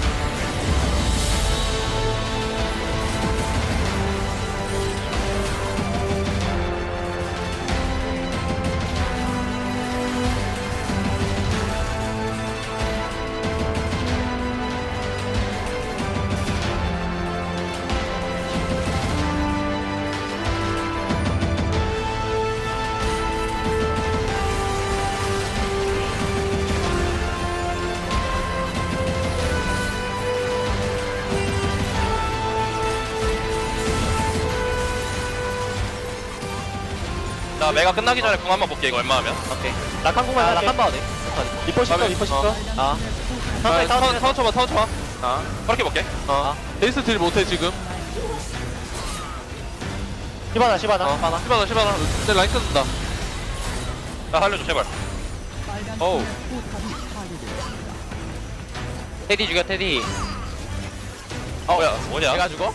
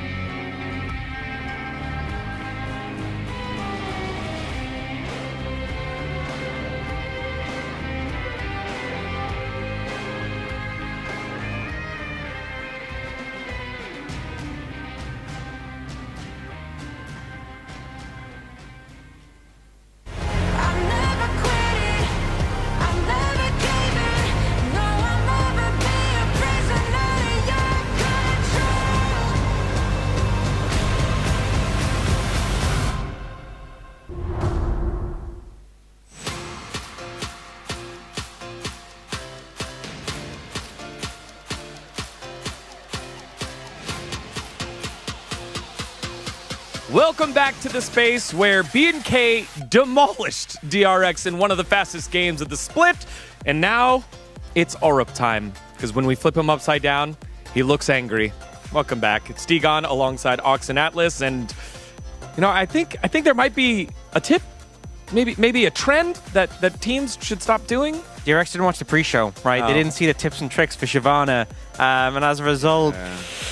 things kind of went amiss. I feel like the problems start in the draft. I feel like there are a lot of holes with the DRX composition. I think a big one for me was picking the Rakan here on 4 and leaving your AD carry until last, and it allowed B&K FearX to take this Talia. And, you know, we talked about the importance of having engage with your Shyvana to set it up once you Dragon's Form so she can land the poke. Your only engage on your team is now this Rakan playing into a Leona and Ashe, which is already rough, then a Talia as well. It's just impossible to play, you know, and so you're never able to dictate the fights at your pace. The enemy team has tons of engage, tons of picks. They're always dictating the fight, and ultimately you're kind of banking on the enemy team, misses Ashe ult, misses Leona ult, Lee Sin doesn't do anything, and then you stand there for like 30 seconds and poke them. That was kind of like the win con, but it just felt like that was never going to happen, especially because, you know, we said this earlier as well, Shyvana isn't that impactful early. Lee Sin definitely is. Yeah, and I guess I'm going to try and play devil's advocate here just a little bit. The theory, I guess, that they were going for was something like a poke composition, right? You've got Corky Rockets, you've got Shock Blasts, and you whittle them down, and then you don't need engage because they're already half dead, and then you can use Shyvana in the way that we say that you're not supposed to use her, and she dives in and everyone burns to death and dies. It doesn't work. It's not good. And they should probably not assume that that's ever going to work. Yeah, well, to do that, you got to get to that point, but the early scraps didn't go the way of DRX, as B&K just were in front throughout. As we take a look at the highlights here, first one here at 6 minutes. This was fantastically set up. Valdez mentioned how the worked ground, it was a Q flash. You got the empowered boulder to slow. Really neat mechanics come out there from Closer. And Raptor was just completely running the show. We see this situation. He dashes over to steal the blue. And Sponge tries to take the 1v1. But the backer comes in super fast. We see Yehu dash in, uses the last of his mana just to Valkyrie. And then the cleanup is so brutal in favor of B&K FearX. It's just perfectly navigated, and you could see the frustration there as well on Sponge. You know, he gets his blue buff stolen away. He's the guy that's supposed to be ahead in farm in the jungle, and so he's like, well, I'm going to punish him by going in and killing him. They get him down really low, but he's Lee Sin, and he already had flash. He always had flash. He always had the safeguard in order to get out, and they had the Talia, so dashing around the fight is something that Lee Sin can very happily do. And the thing is, once you get a lead on Lee Sin, like, you know, we see these AP junglers like Shyvana who clear very fast just naturally, but if you get ahead on Lee Sin, your clear is sped up so much, you can challenge for enemy camps. So Shyvana never got a farm lead in the jungle, which is sort of a big win condition you need to have for the pick to work. Yeah, well, in the second highlight here, just with that lead, not many ways on in here for DRX, as at 11 minutes, you're just out of options when you're this far behind. And there were a few highlights that we could have taken. Orcs elected to head towards some of the earlier ones because this is where the game was almost theoretically somewhat salvageable. After this play, it was just not. It was just kind of done. Yeah, the Ashe Shower coming in just so Teddy never really gets an opportunity to do anything, and Raptor is just decimating anyone who approaches him at this point. And then, you know, the game was already pretty rough here, but just the icing on the cake, punishing the Jace. The matchup between the Jace and Gnar would hope to see the Jace pull ahead, but it was handled really well by Clear, managed to navigate the matchup, and because there was no jungle pressure, the jungle pressure that came in first was the Lee Sin, and yeah, no one really got going on DRX. And we're assuming that it's probably going to be a Raptor POG. I think that's understandable, but I want to shout out Closer. I think that his Talia has improved leaps and bounds. He was known as this kind of Yone assassin player type guy, you know, like being able to get like a lot of really flashy plays on things like Akali, etc. But his Talia really has improved so much over the last few weeks. Look at Atlas, everyone. He gets 1 vote, and now he's trying to lobby for 2 votes at once here as we take a look at the POG. The POGG? Yeah, it is Raptor getting this one. 9-1-8, dominant on the Lee Sin here. Yeah, just such a huge performance, and I think Atlas's point was great how it was also Closer having a fantastic performance. And that's the beautiful thing, as a mid-jungle duo, the rise of this team has partly been about them playing things like the RE Vi, working in tandem together and just achieving so much in the games where they can pop off. Yep, and I think that it's BNK and D+ that have both discovered that you don't need to play that double AD carry more like a slow phalanx type style, and you can really still just find success just playing aggressively through mid and jungle. It works so beautifully when it does, and yeah, a couple of votes going over to Closer, but Raptor, I think, well deserved. Yeah, I think it's pretty fair. You know, I was always going to be Raptor getting it, but I think the shout out for Closer is pretty good. And I think as well, teams see like Gen G at the top of the league. They see them playing like 380 carries in different lanes. They're like, we need to imitate that. We need to do that as well. But at the end of the day, they're Gen G. Not all these teams are Gen G, and I think BNK FearX have succeeded so well because they've lent into this style, and it works phenomenally for them. All right, well, first game heading on over to BNK. For us Bro fans, if BNK win, the Bro playoff dreams are over. Let's find out how it goes here in game number 2. Thank you, Spacers. That's a oddly nice shade of green you're wearing there today, Digon. Wonder what that could be referring to, as we are getting ready to hop into game number 2. And yeah, Raptor, excellent game. A lot of support from Closer, who also had an excellent game, and BNK looked great. Had a bunch of great arrows. I mean, everybody did their part. I just think that Raptor and Closer's parts were a little bit bigger to play. And then obviously there was a big Gnar that also won lane. I wouldn't have even minded if he got a vote or two. I do think that the mid jungle was the main focus, which we said going into the draft was likely to be the focus again. And no matter how many bans you give, if BNK can find a pick comp, they will use it. And I was surprised they took the Ashe over the Vi, but then they just picked Lee Sin and used the Talia to set up the picks. You know, it's just, while their style is predictable, it is still strong. And if you don't respect it and you just go full poke, you know, you're like, I'm going to be way far away from them. They can't engage on me. Well, if they're proactive enough, which they were, you're going to find yourself behind. I think we're going to see a big change up here on blue side for the draft of DRX. Vi is banned early this time. I think that is a wise choice. They don't have to ban the Ezreal this time since they're on blue side. Do they ban Lee Sin as well? I mean, seems like BNK are slowly unlocking more and more options. You know, I'm not saying that Raptor is, you know, the second coming of Lucid or anything, but maybe into this team specifically, if you want to eliminate some aggressive junglers. I wonder if BNK will ban Ashe here. If this is not an Ezreal ban, which I don't think it should be necessarily, but if it's not, you know, there's some funky stuff that can go on. They do ban it, in fact, even though BNK banned it on blue side themselves in the previous set. Will be the Ashe. So this is an angle where you could go Corki, but Lucian is still available, right? Closer can definitely play that. And otherwise here, you know, you're looking at maybe like a safe blind pick. Like, I hope it's not B1 Gnar, but it could be, as the Corki will be the option they index into here. Again, we could just see a slam lock of like Talia. Oh, it is the B1 Gnar. I was going to say we could just see the slam lock of Talia Lee Sin. But they'll take the Corki themselves, it looks like. So BNK going to play a very different game here in game 2.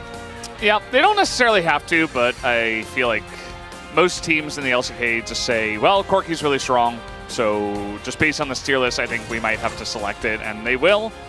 It would be really interesting if Clear locked the Jace, and then it was like, I'll show you how it's done. I don't know if he necessarily will. He doesn't have to. Maokai is available, and Raptor's going to pick that one up, which does put the Jace stocks much higher. Jace Maokai, a very common Korean combo. You root people and then blow them up.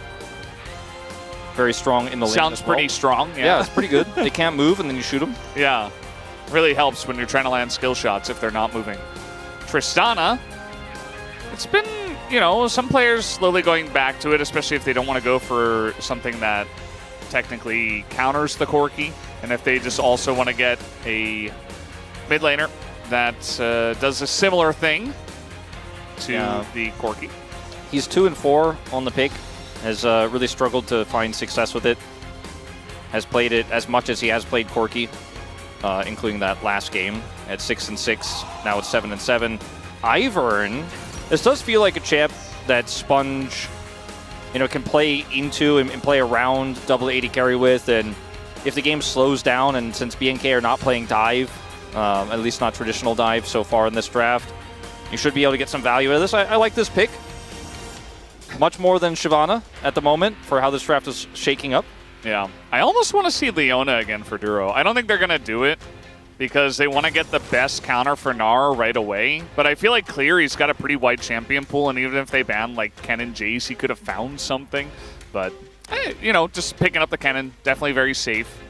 See where Zeri does fall in this draft. Both Hannah and Teddy are very good Zeri players. We are looking for a second AD carry for both of these teams in the bottom lane.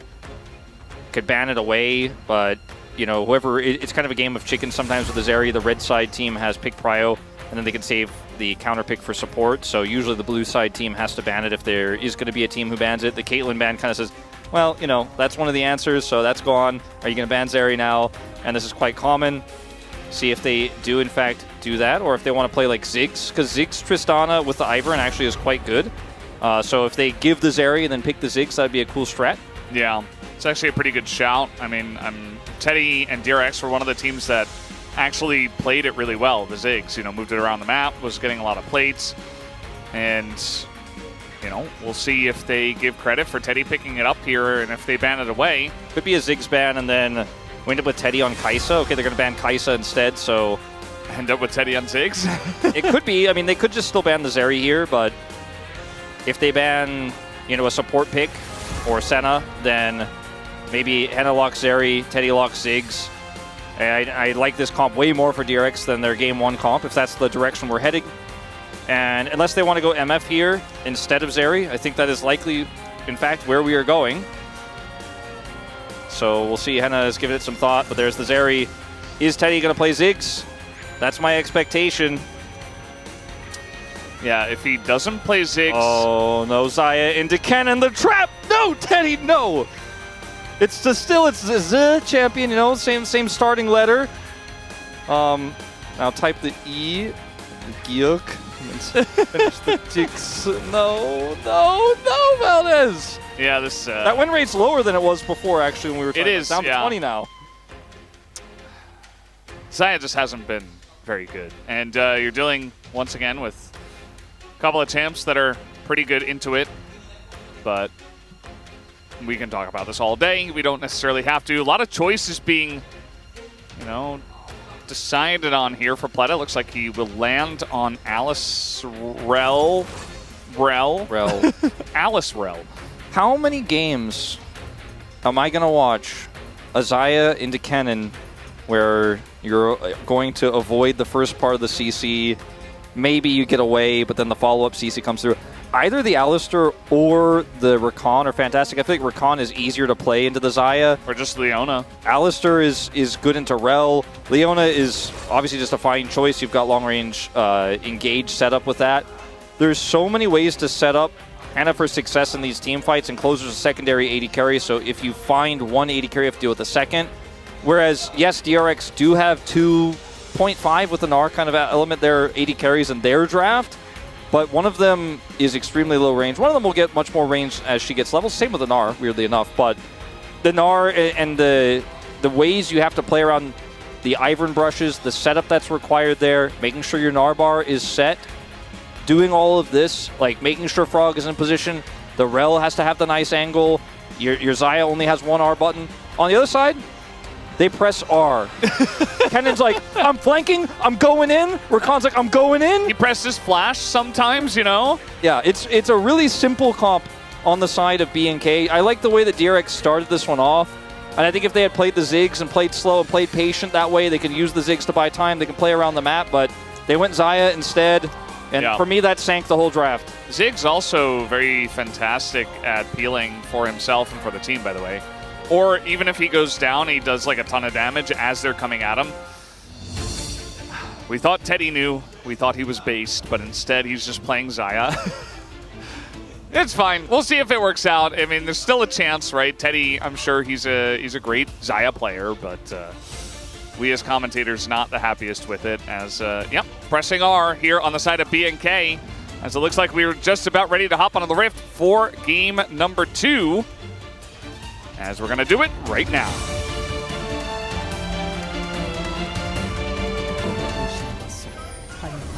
소환사의 협곡에 오신 것을 환영합니다.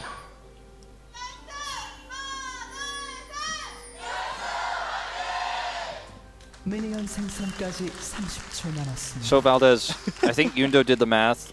He checked the Xayah win rate in LCK, Xayah versus Canon, 14 and 17, so closer than you might expect. I think it's been more recent that has been something that we've really been harping on because it's been happening a lot this season when Xayah is picked. Xayah was 12 and 28 on the year before Guma played it. Now it is 12 and 29. 20% win rate this season. Not 100% sure the total games on that jumped down after that loss earlier today from 22, I believe. Yeah, it gets pretty rough for AD carries because we just see so many bans, and we also oftentimes see the top side of the map chosen in the first half of the draft, so that you're kind of left with even more AD carry bans, and especially in this game as well because Leona wasn't banned. We had 4 extra AD carry bans with Caitlyn, Kaisa, Kalista, and Senna all banned away. So it's like, there's just really not that many options. I feel like in this meta you can play, what, Draven, Ziggs, Xayah, I guess. Jhin would be the other one, maybe. It's just not the huge slew of options that you normally have. Yeah, it's another stat from Yundo. Yundo's dropping the stats today. 2020 Telecom War was the last time Xayah beat Canon. That was 4 years ago. Yeah, 6 win streak currently for Canon into the Xayah, but yeah, it's obviously the problem with Xayah is her ultimate is only short-lived, and so you can get out of the first part of the Ziggs ultimate, but the last part of it often will still get you, or you'll get caught by a Rakan afterwards anyways. And so while it does feel safe, and it's decent in the lane here, obviously, as we're seeing, it feels like such a trap pick. And what the Ziggs would have offered, I know I'm harping on this a lot, and I'm going to let it go in a minute, and then I'll talk about it when we get to team fights where Xayah gets killed by Ziggs ult. But what the Ziggs offered is... the Kennen ult, right? Yeah, sorry, the Kennen ult. When Ziggs is picked instead of Xayah, you know, can get some lane pressure, can get some plates, can go teleport, can get side laning done.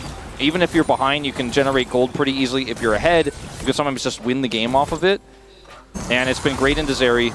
And I thought that was, to me, the option. I mean, Teddy's played it well. You mentioned that as well. Like, that's a bit strange to me in this one that they didn't go for it. Maybe perhaps they think it's too vulnerable into all this engage.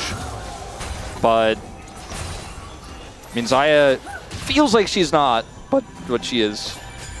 Yeah. Because she's low range. So she's either not getting hit by it or she's not doing damage. At the end of the day, what the Xayah will offer is a bit of safety in her ult, but also if, you know, the Rakan comes in, the Zeri tries to all in onto the Xayah, you've got ways to kind of disengage and get roots down and at least stay alive and not just get bombarded with damage. And, you know, just to shout out a little bit what the Xayah actually does. Very nice root to come through, and a shield and a bush. But Duro's here. It's going to be a nice buffer from the side of Yehu. Yeah, pretty clean stuff. Pleta is also up here, so it's a big party in the mid lane, just like game 1. There's no Lee Sin this time. A little bit less action, but the shield, it's the lane gank that Ox always talks about annoys him when the jungler just kind of comes over there and annoys you. And you know he's not going to kill you or anything, but you're like, I was laning well, and this isn't fair. And that's kind of what happened there. Big party. Small advantage goes over to DRX as a result of it. They are at the moment, because of this big gap in the top lane, just a little bit of gold behind. Yeah, that's, I feel like clear, you know, when we first saw him, we weren't really sure and the team wasn't playing all that well. But he's really coming to his own. It feels like everything on the side of BNK is just doing really well individually, and they've also come together as a team, and it feels like maybe extra practice is leading to extra champions that can be played, which is giving a little bit more breathing room to Ryu in the drafts. I'm not going to get to talk about it because Clear, the guy I mentioned, is just going to get a solo kill under the turret before level 6. And there you go. Probably didn't even need to flash there, but flashes for extra safety. And, you know, I mean, that's what we call a caster blessing. You know, not a caster curse. And he's I mean, the man has improved massively, like you're saying. We were super worried about him because it looked like he was going down the brutal path, you know, of like overhyped into has a good start, but then kind of falls off. And he was in the fall off part, but now this year in particular, I feel like he's really lived up to our expectations for him based on how well he played in Challengers. Going to hit that Q out of the bush, and Frog is already, again, not having fun. He just got here. Yeah, now he's half health, and Clear has ult. Yeah, well, at least Clear doesn't have Flash.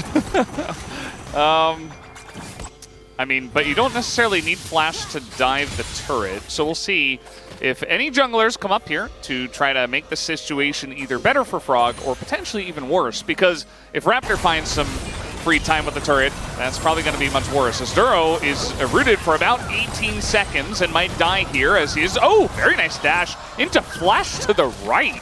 Man, he's got the moves today. Yeah, Duro just looks really good on Rakan, to be honest. And he's just very well-versed on this pick. Raptor will go unpunished here on his grub takes. Gets two, actually gets the third one there. Fortunately for Sponge, is unable to come over and assist. I think the setup there for topside was Clear has ult. It's really tough for us to contest grubs. Same read for Raptor. They've made the mid play, but not able to turn that into a collapse onto the grubs fast enough. They get Duro's flash and push him away, but still BNK get the objective. And the cannon still down Flash for a while, which is significant for what he can do in team fights, but if you just don't even fight, it doesn't necessarily matter. And now BNK have their eyes on this first dragon, the Infernal Drake here, winning on both sides of the map. What did I just say, like 30 seconds Yeah, now he's ago? got ult. Yeah. Ivern is coming up here. Sponge is getting ready. And I think Frog's got a good idea that this is coming. They don't have any vision, but Ivern is hiding against the wall. And so I think he's going to try to help out in this one. They see Sponge. Do they care? It's only level 5 Ivern, to be honest. They might just kill Ivern. They're like, yeah, okay, cool. You saved your Gnar. We're just going to kill you instead. Yeah, unfortunately for Sponge, was a little bit too far out there, and I think they expected this, and they knew that regardless of target, they'd be able to pick one off because they have the damage. I mean, it's just Sork Shoes and an Amp Tome here for Clear, but that's enough. And there's nothing, fortunately, that an Ivern can do. Didn't have Daisy yet either. This is the previous play. Frog is at 1/3 health. And Clear just comes over. Sets up the stun. One more auto. Flashes. He's scared of the ramping damage and the minions attacking him. Might have not had to do that, but either way, just flashes to be safe. And then here, Sponge is the target. Unfortunately, in W range, gets rooted and taken out. Raptor gets out of turret aggro. No punish. 2 kills to the cannon early. And Teddy's like, man, you're going to make my team fights a lot harder later. As that's the one place where you feel like you're having an okay time so far in this game. The Xayah is doing all right in lane, but everything else is a little bit on fire. Yeah. Mid lane's okay. Slightly on fire, but mostly fine. Like some smoke, you know, it's like billowing. You're like, is that on fire? I don't know. I can't really Raptor's tell. going to go over with a fan soon and start fanning it. But, you know, so far it's been Yahoo doing a decent job of... He's behind, has a cull in his inventory. He'll be okay if nothing changes, but still not ideal. Yeah. And at the end of the game, if DRX end up losing this one, they might just end up saying, bot lane didn't start the fire. Yeah. It was always burning. Yeah. It does feel like that sometimes, honestly. I mean, it's just the way it is. I think Teddy and Pleta have had a decent season, but, you know, a lot of changing parts on the top side. I said this at the top of the show. You know, Frog coming in and Yahoo returning, and they haven't necessarily had fantastic performances, so still trying to figure out what their permanent roster will be, and always changing parts will make things more difficult in terms of synergy and chemistry with the players and stuff. So we'll see how it develops. Sponge, unfortunately, just not quite in range to set up for a root here. And that is going to be BNK getting the dragon.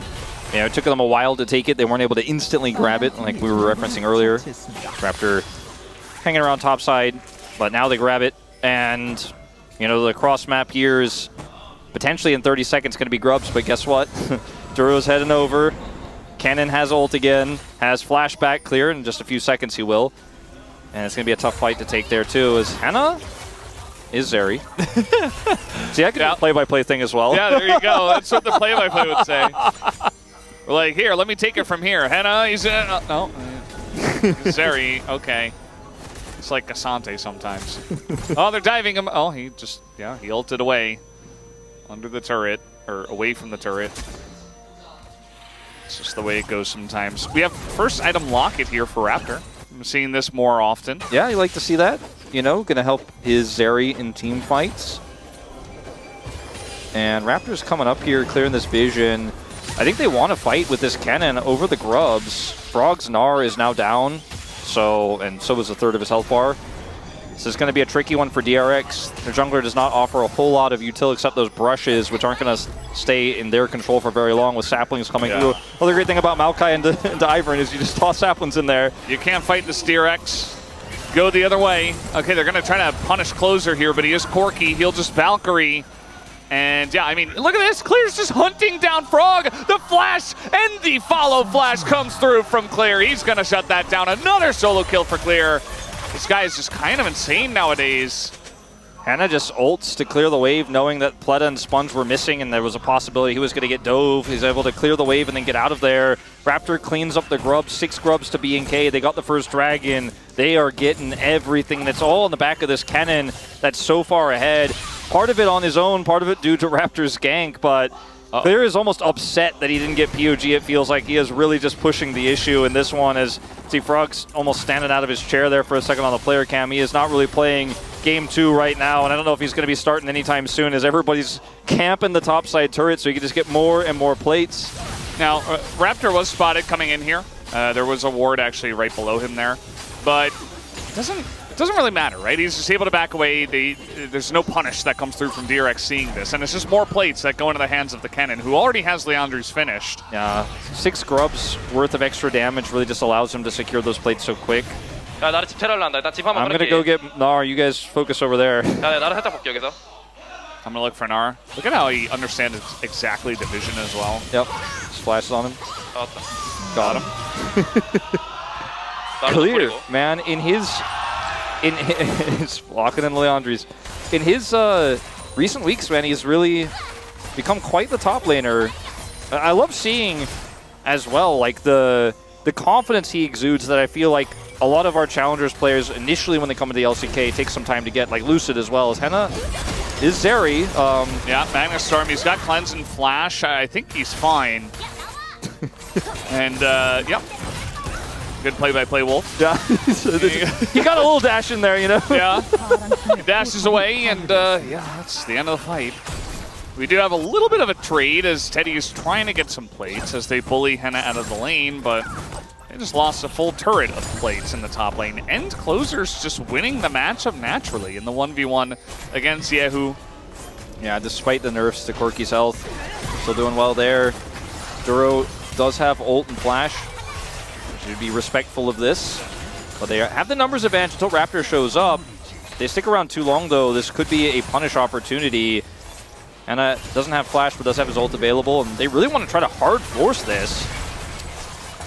Yeah, here comes the Henna ult. Says, okay, you're not hard forcing this. I mean, look at Closer. He's taking the long wraparound. They may still set up for a fight here. He's going to back out.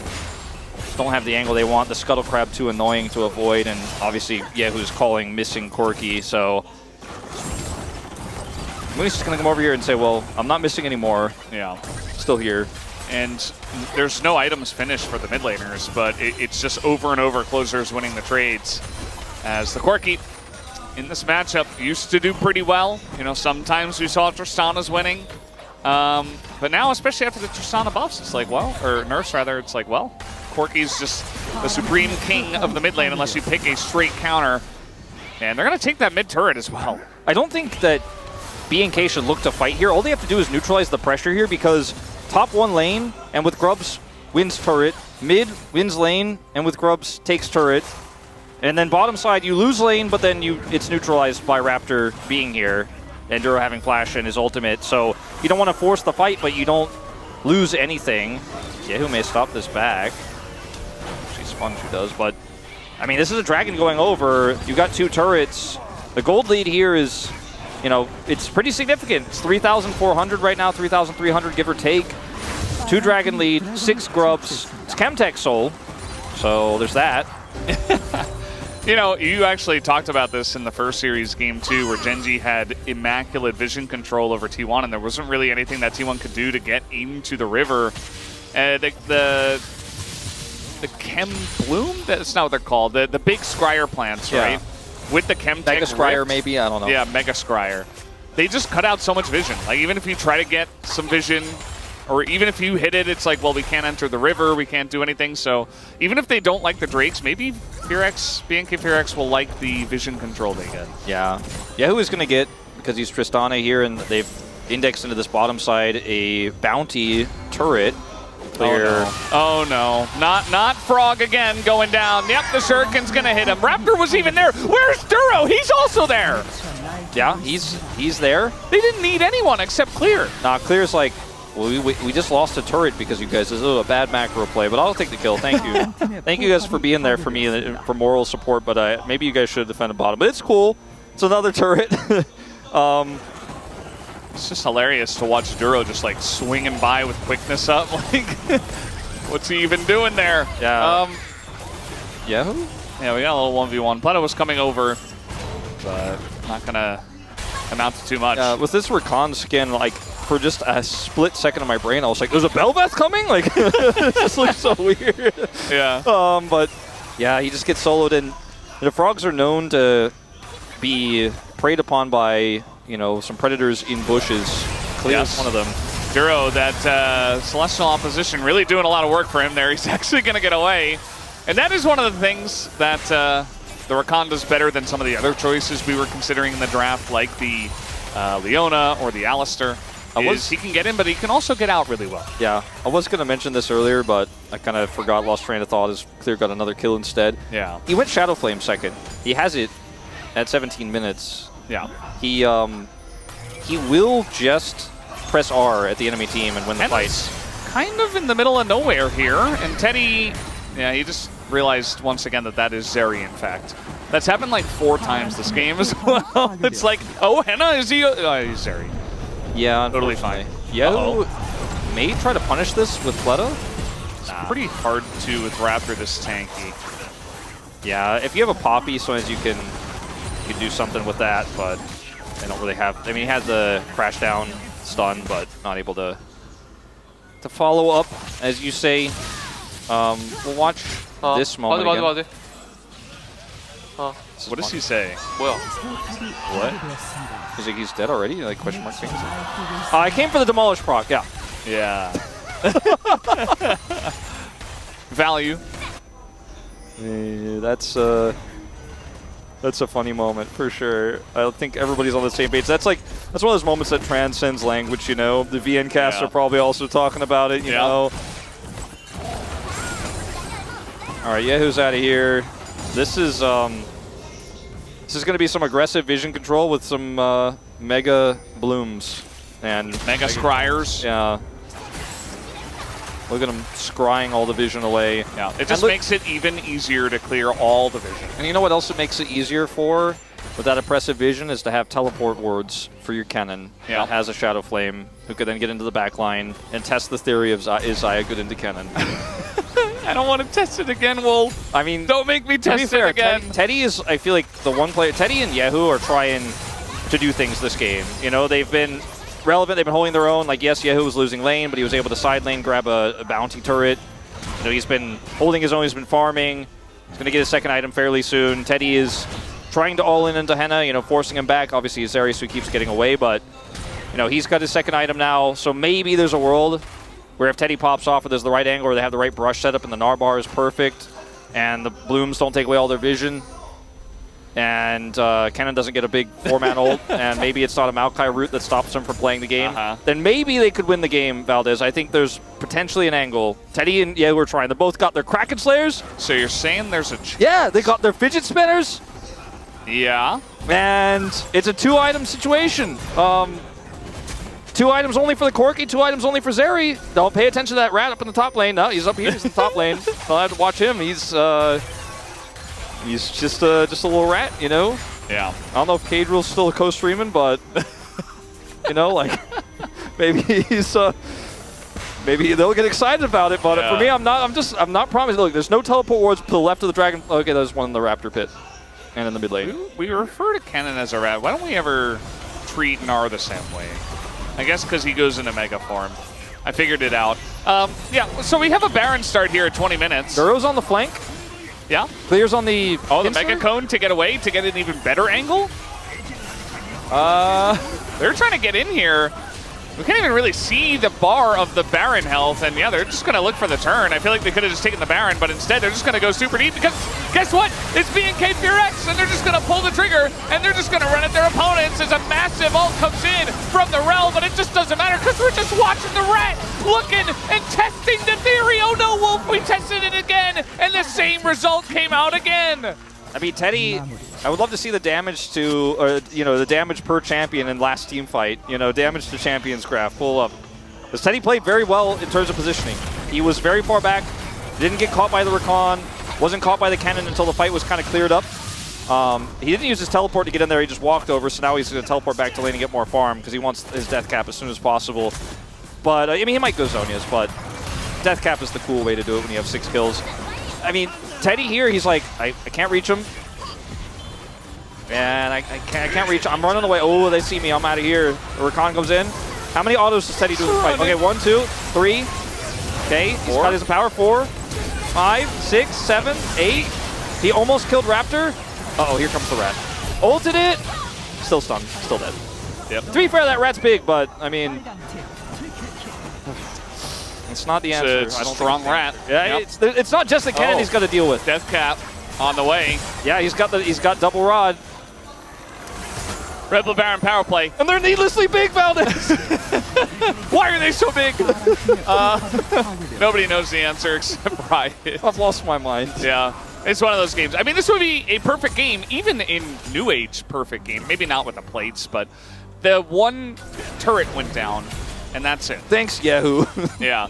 There was, 6 grubs, Rift Heralds, all the dragons. Most of the turrets going the way of BNK DRX. And now we're ganking Frog again. Or he is checking to see if where's he going? He's like, is there anyone in their base? Closer is not going to interact with him, but it is going to be Soul Point finally. This has been up for a while.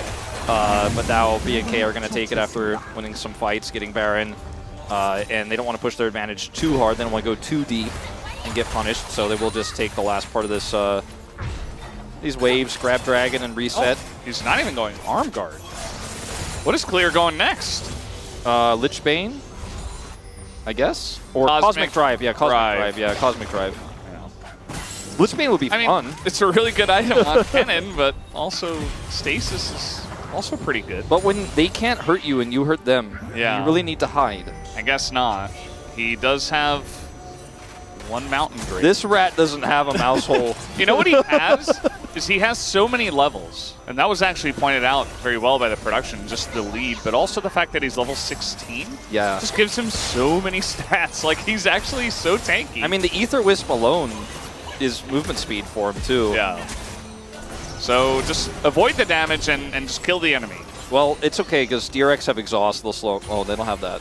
Wait, I just realized. Yeah, they why don't they have exhaust? Because Teddy wanted to all-in Henna in the lane with barrier. Well, that's a problem. He has his R button. He doesn't need exhaust. That's the problem. I don't think the exhaust would have changed the way this game played out, but I think it is something you need into Kennen. Kennen does a lot of damage to turrets when he has this much ability power. Yeah, you know what would help that? Lich Bane. You might buy it. I mean, it's still on the cards. I mean, it's not bad. You get your combo off, you attack, and it does a nice chunk of damage. You're going to be attacking anyway. You got to land that, empowered auto and stuff like that. The most stressful part of this for BNK is to see if they can finish the game without losing anybody. Yeah. They're playing it very carefully. Stacking the waves very well. It's actually clean play here from BNK. They're going to get all 3 inhibitors. Super clean today. I mean, this is some of the cleanest league we've had all week. Yeah. This is, I mean, there's nothing that DRX can do. They're just suffocated. They don't get to play the game. There's no way out. I mean, they're going to put some Ivern bushes up to delay it. That's it. That's the plan. That's the play. I guess so. And Duro is very tanky. They found, well, Duro and Henna, who just splashed away from it. Pletta's dead. Duro might go down. Yes, he will. So a trade of supports, but you haven't dealt with the rat, and Frog's gonna ult into closer, as now we got an angle here for Ye, who is trying to do damage, but it's just gonna be the Gnar to fall. The turrets are down already. The Gnar comes in, or rather the Kennen comes in, and it doesn't do anything. Might kill Teddy here. Yeah, that Shuriken just one-shot him through the shield. And that's gonna do it for game number 2 and for this series. B&K DRX with the clean at 2-0. 2 very fast games, both sub 30. I think both like sub 27. Very, very quick games, very dominant. Second game so suffocating. First game, I think a little bit more of a bash over the head type of suffocation where they were just constantly setting up picks for the Lee Sin. But Clear had a fantastic series. Both games, he looked really good. And in this game, he took over the game with help of Raptor. It was Raptor and Clear, and also Raptor and Closer, right? The Soul Laners and Raptor playing very well. And the Zeri was just the absorption lane. And Raptor, he prevented that from being on fire as well. And great macro plays just in general. I feel like DRX, the game 1 draft was kind of a disaster. The game 2 draft was risky, but the one power point they had was the bottom side, and it was shut down. And there was just not much they could do as Frog really had a bit of a rough one. And B1, Gnar is not free. We've solved it. You know, I feel like it's been shown many times. But DRX, I mean, they had to lean on something. They did. Unfortunately today, it didn't work out very well. Clear is definitely one of those guys. He's at least developing into one of those guys that will punish you. You remember that Renekton game where he just kind of ran at his opponents? Yeah. And did not care what they were doing. Like, it was so ridiculous because that's not the way Pro League is even played. But he will get leads in the individual 1v1, and he will use the gold very well to just play more aggressively and to get even farther ahead, which is exactly what he did in this game. I know we've all had our champions that we dislike as individual members of the global team, like Shyvana, or Atlas doesn't like Jhin, you know, these types of things. Xayah might be mine right now, and I'm sorry if it annoyed anyone about how much I talked about it, but I think that it did have the one angle of winning bottom lane, but Raptor did such a good job of making sure that didn't happen, and they couldn't set up for dives, and it's Ivern, right, so they couldn't get anything done there. And I don't think this draft was as bad as the first one, even though there was a Xayah in it. But it's another loss in a streak of losses, and it's not the first time Teddy's played us. I think it was 0-2, if I'm not mistaken, on this. They beat Bro. Yeah, I mean, look, I just... They stopped the streak. I think that we need to look, I think DRX needs to look inwardly at some of the drafting that we saw today, because I think that there was some better choices that they didn't make, and this is the final fight. And comms here fairly clean. Yeah, he's like, oh, I'm dead. Get Gnar, get Xayah. As it back out, as we like kind of kite back and kill Gnar. Xayah no ult. And no flash. Calling for Xayah. Raptor punches him back. Nice. He's like, why do I have 0 kills? Yeah. What's up with me having 0 kills? Yeah, this was a unfortunate orange buff situation. Yep. And this time just a natural one-on-one orange buff, you know? Didn't even need the jungler really. Like, Raptor came over and helped a little bit eventually, but... If you guys don't know the orange buff meme, it's a 2021 meme where Camille kills Gnar a lot, and Twisted Fate, Camille kills Gnar a lot. We joke that the Gnar, if it's the first kill of the game, gives 400 gold. That's what the orange buff gives. Otherwise, 300 gold, and then subsequently less, depending on how many times you take it. This was one of those games where he just got the Kennen fed, and it was a great play towards the top side. Pretty straightforward, Valdez, this series. Yep, very clean from the side of B&K. Only good things to come, I would say, for this team. As we are done here on the cast, let's go, throw it over to the space to break down this game number 2. Thank you very much, guys. Great cast on the day, and thank you for educating me on the orange buff there, Wolf. Needed that one, as wasn't a lot in this game other than B&K dominating. Just dominating DRX here. 2-0, it's clean. Ox and Atlas here to break it all down for you. Go. Yeah, I guess we have to do that, don't we? This was a very rough game. Let's bring up the draft. I want to dive into it just a little bit here. I'm not going to address the elephant in the room, although our draft has highlighted it. I want to just talk about how DRX went about this draft. They first picked Gnar. It's no number 1. Salvageable, but definitely a no-no. Pretty standard lock-in of the tree plus Corki, and then the counter tree to come in. Didn't mind the Tristana Ivern. Hated Xayah. I don't think that you're offering too much from the Ivern brushes. It's just not necessarily a thing. You're then going to pair that with some very hard engage when it's not really, it's like the only thing that they really had to really start anything off. And DRX just didn't have a composition that was all that good. Yeah, that wasn't even the worst part. I have a big issue with teams banning Ezreal on blue side generally, especially when Teddy is such a good Ezreal player. But, you know, it's into BNK Firax. And we know Henna's not much of an Ezreal player. They've been banning Ezreal themselves on blue side. So, like, I was thinking, you know, when is the last time he actually played Ezreal? Yeah, when is it? We looked it up. It's been 527 days since he played Ezreal, which was a loss. His LCK total, not so hot on it. And this isn't trying to diss Henna at all. Not everyone can play every champion. Lean into your strength. That's what BNK Firax has been doing. But why are DRX banning Ezreal on blue side when Teddy can play it so well and Henna is never playing Ezreal? You're literally denying yourself a pick. And if they ban Ezreal, you could have got Ashe. You could have banned Kennen to the Narface pick. There's so many things you could have done. And I just don't understand. It's like it's such a small thing, but it's like, why? It just feels like, you know, did they even pay attention to Henna's champion pool? Like, did they pay attention to what BNK Firax has been drafting? Because they've been banning Ezreal on blue side, which is a sign they can't play it. Like, they could have had Ezreal for Teddy in this game. I mean, Ezreal vs Xayah, that's not even a competition in this current meta. Like, that would have been a win con. We've seen DRX's bot lane be so strong, and it just bothered me so much. And, like, Leona is so good for Pleta as well. If they were able to get their hands on, like, that Wombo combo duo, would have been absolutely incredible. Like, you lock in Ezreal Leona in that first rotation, you feel really, really good. But yeah, no, absolutely mind-blowing. Made absolutely no sense at all. Like, maybe Closer has been popping off on Ezreal in, like, scrims or something.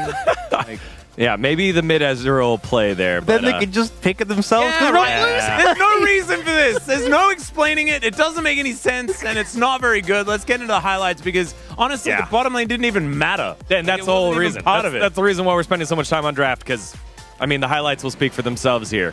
Look, you know, we've seen Kennen's win lane against Gnar. It's a good matchup if you can play it well. We've seen Gnar sometimes stabilize the matchup, but if you're getting tower dove by a solo Kennen before he has ultimate, something has gone horrifically wrong, and then your jungler comes to help you and just dies in your place. And then it's like, well, you know, you got out of the laning phase. We've dealt with that problem. Oh, no, never mind. Well, you can flash. Oh, you're still dead. Still dead. Yeah. There's more clips than this that we could have shown, but we decided to spare Frog. Yeah, B&K didn't. They did not spare Frog at all. They were a French restaurant, I think, and yeah, it was. You know what happens when a frog gets hit by lightning? What happens? The same as when everything else gets hit by lightning. Nice, thank you. Thank you. I was waiting for like really cool, like, but yeah, no. I was like, oh, we're gonna get educated on I don't know, some European cuisine or a quote. No, it was just or lightning. With I wanted to learn more about the lightning, but then we already